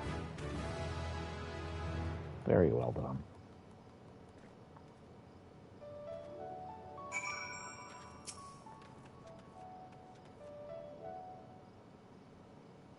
Hard to believe we're still in queue. I can scarcely believe it. It was a reckless, foolish plan, but somehow it worked.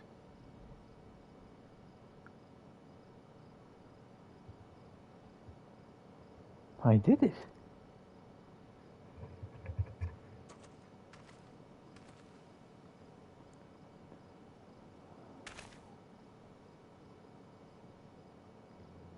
Master Chai, I believe I owe you an apology.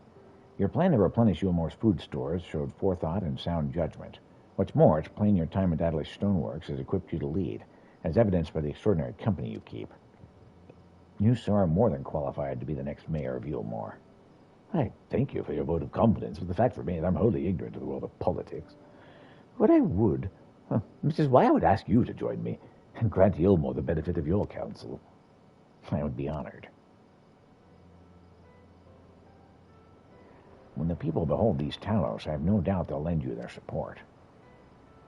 It would seem Yulmore's leadership is at last in capable hands. Would you not agree? Sure. We should probably we should probably be getting back soon, Master Chai, after you've tinkered with the Talos and all that. Lady Chai is worried sick.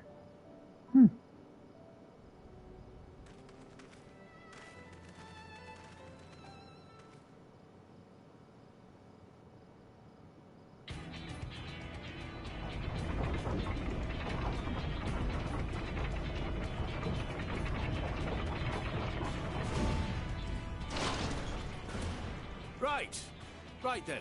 Form a line and make for Yulmore. So, will this be seen as an invasion? What are the chances this will be seen as an invasion?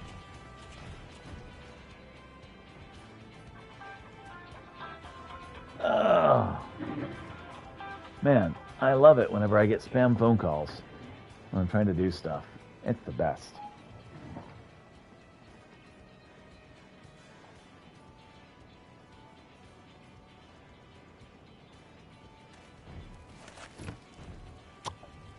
It's the best ever. What's that noise? Makes my day. Yep, it's like, oh boy, more spam. And you know what? I'm just going to go ahead and jump in here. We'll do this again. It's Runaway Talos. Run for your lives. Yeah, it just screamed invasion.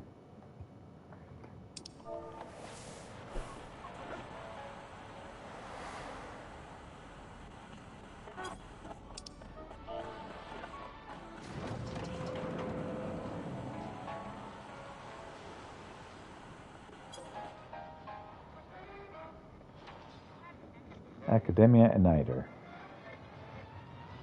Let's see what happens here.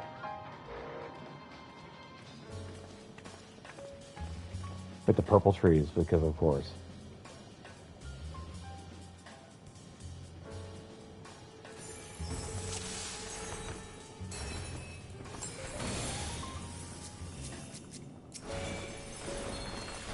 Oh, they went off without me.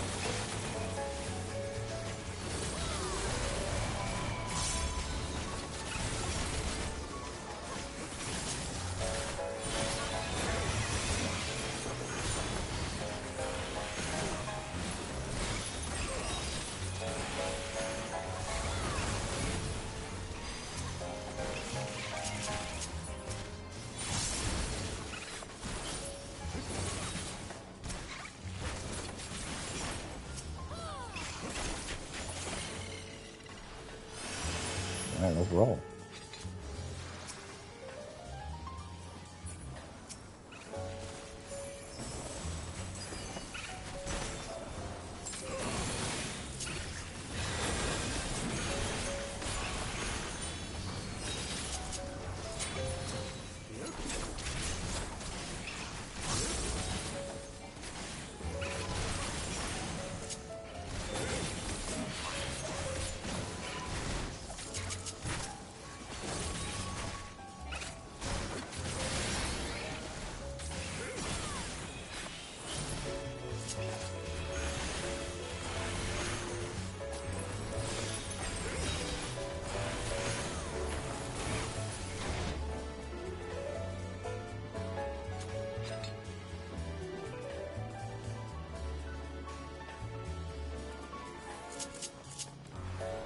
That's the one I wanted to hit.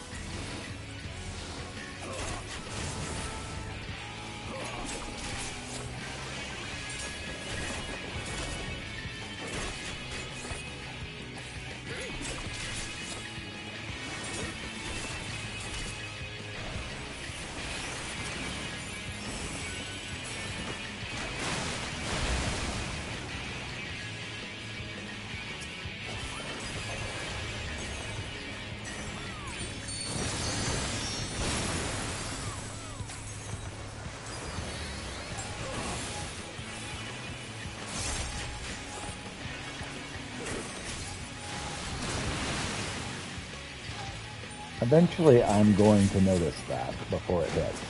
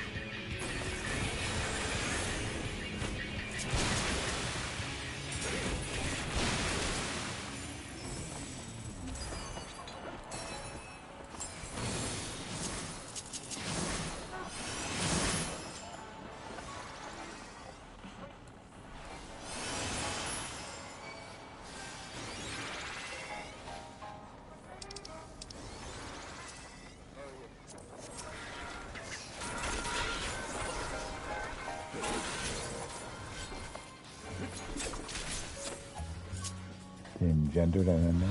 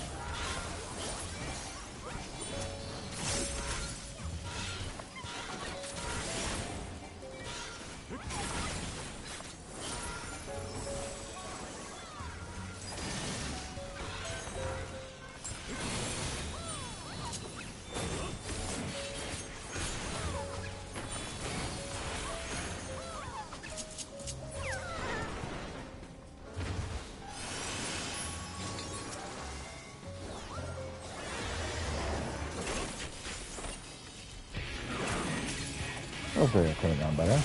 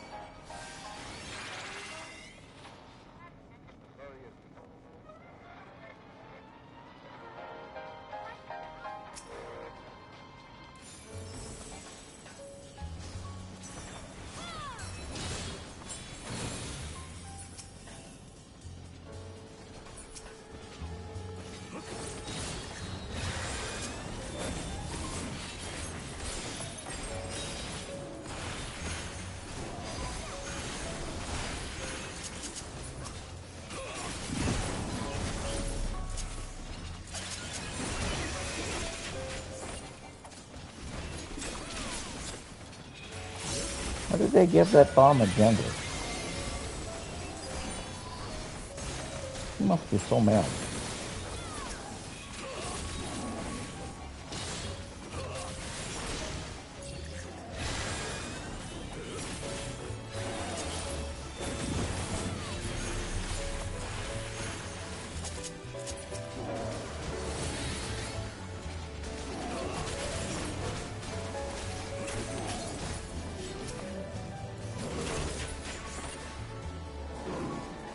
Bomb was like, but I didn't want pronouns.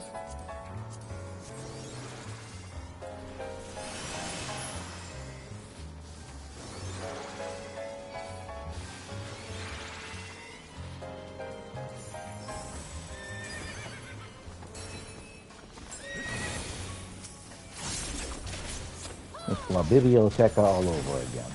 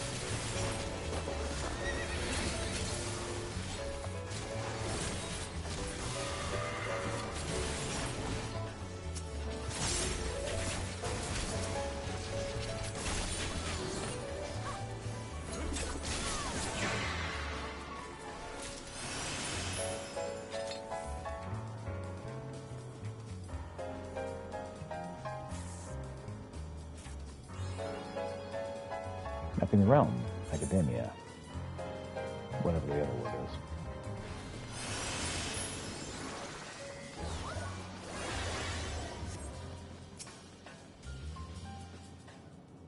Avalar. I think it's Avalar. Oh man. Obi-Wan Kenobi just melted. Again. Fighting Force, Critical Tall. Okay, we'll be fine. Right? We'll be fine. Of course we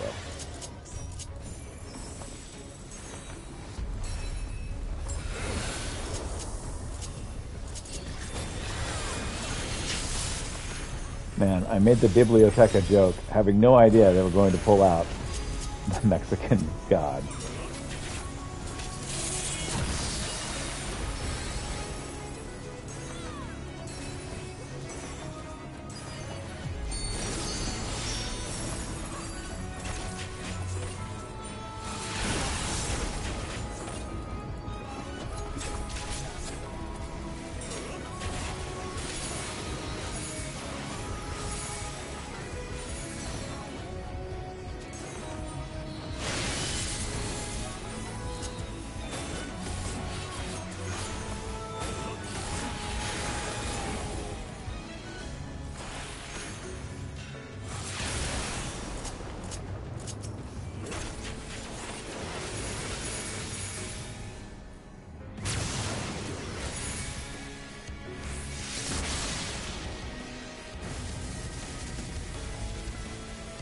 Absolutely stunning.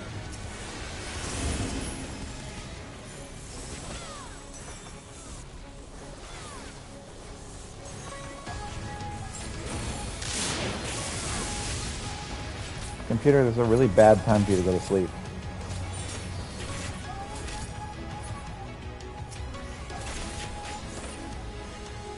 Like, there are worse times. Not a lot of them.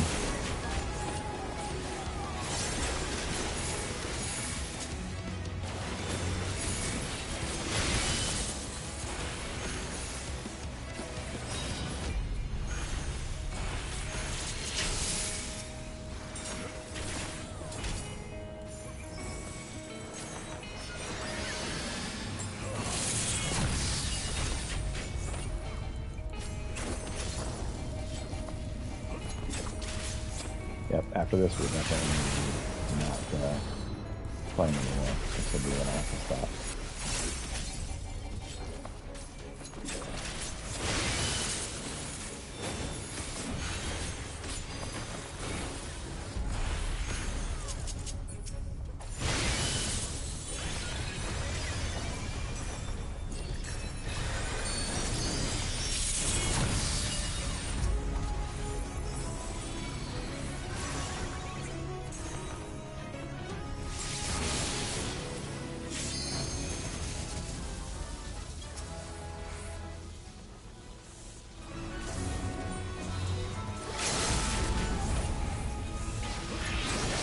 Go get him. We got this, bro.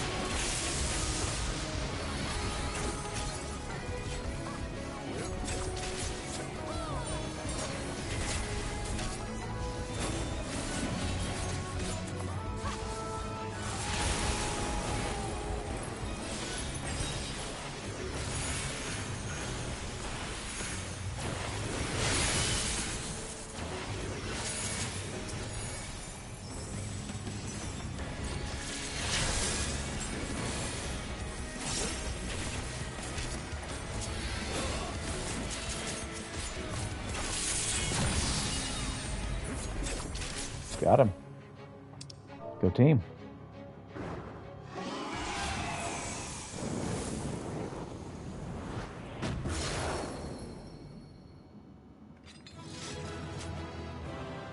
I love the outfit, Caribbean. Success.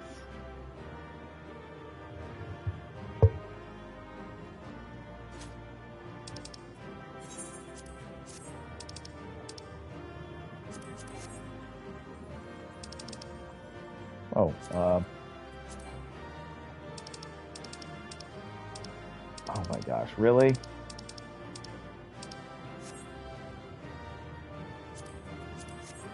Yeah, you can have.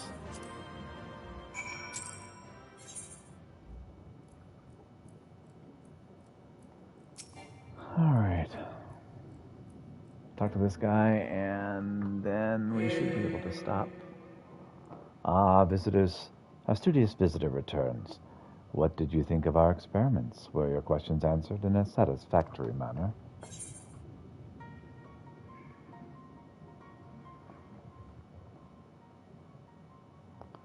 The scholars have turned into monsters.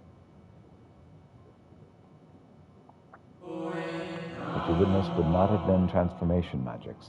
'Tis more likely you observed the result of our research into advanced creation. Shape-changing is a temporary effect at best. Creation, on the other hand, converts one's life energies into aether, which is then expended to bring a well-constructed concept into solid reality. By combining the aether of many individuals, we can theoretically create entities of ever greater complexity and grandeur, the methodology of which is the focus of our current experiments. Was there aught else which piqued your curiosity? I shall endeavor to provide you with answers to the best of my ability. The experiments escaped. Oh. Thanks for the help, Corvus. Escaped? I should think not. The Academia Ardor boasts the most secure facilities and research protocols of any institution on this star. But they were scheduled to conduct research on those samples we captured from across the sea. It is possible they were even more potent than we anticipated. Yet, even if that were the case, one cannot dismiss the resourcefulness of our scholars, not to mention the presence of the esteemed La Brea. Yes, I am certain they will soon have the situation well in hand. You needn't worry your young mind about such things, and do not be discouraged. 'Tis a pity your inquiries were disrupted this time, but there will be other opportunities to visit. Was there aught else which piqued your curiosity? I shall endeavor to provide you with answers to the best of my ability. I never thought of La Brea as an academic. Oh my, yes. There are few who can match his knowledge and expertise in the field of phantom creation. You passed through the words of La Brea, did you not? I imagine you found the research material there to be of particular interest, considering the purpose of your visit. Was there aught else which piqued your curiosity? I shall endeavor to provide you with answers to the best of my ability. I have nothing more to ask. No, nothing? No, as long as your thirst for knowledge has been slaked, then we would consider your visitation time well spent. As for the creature you suspect has broken free, rest assured that our officials will be taking up the thread of your investigation. You are certain it was not within the Academia grounds? Yes. If by some miracle Academia had gained its freedom, then what has become of the researchers tasked to contain it? Oh, idle musings. Nothing more. Was there not an acquaintance awaiting news of your progress? Best not to keep them in the dark. Seems Academia there has no further information for you regarding the mystery beast. Return to the derelicts and make your report to the Overwrite Ondo. All right, well, see you, bud.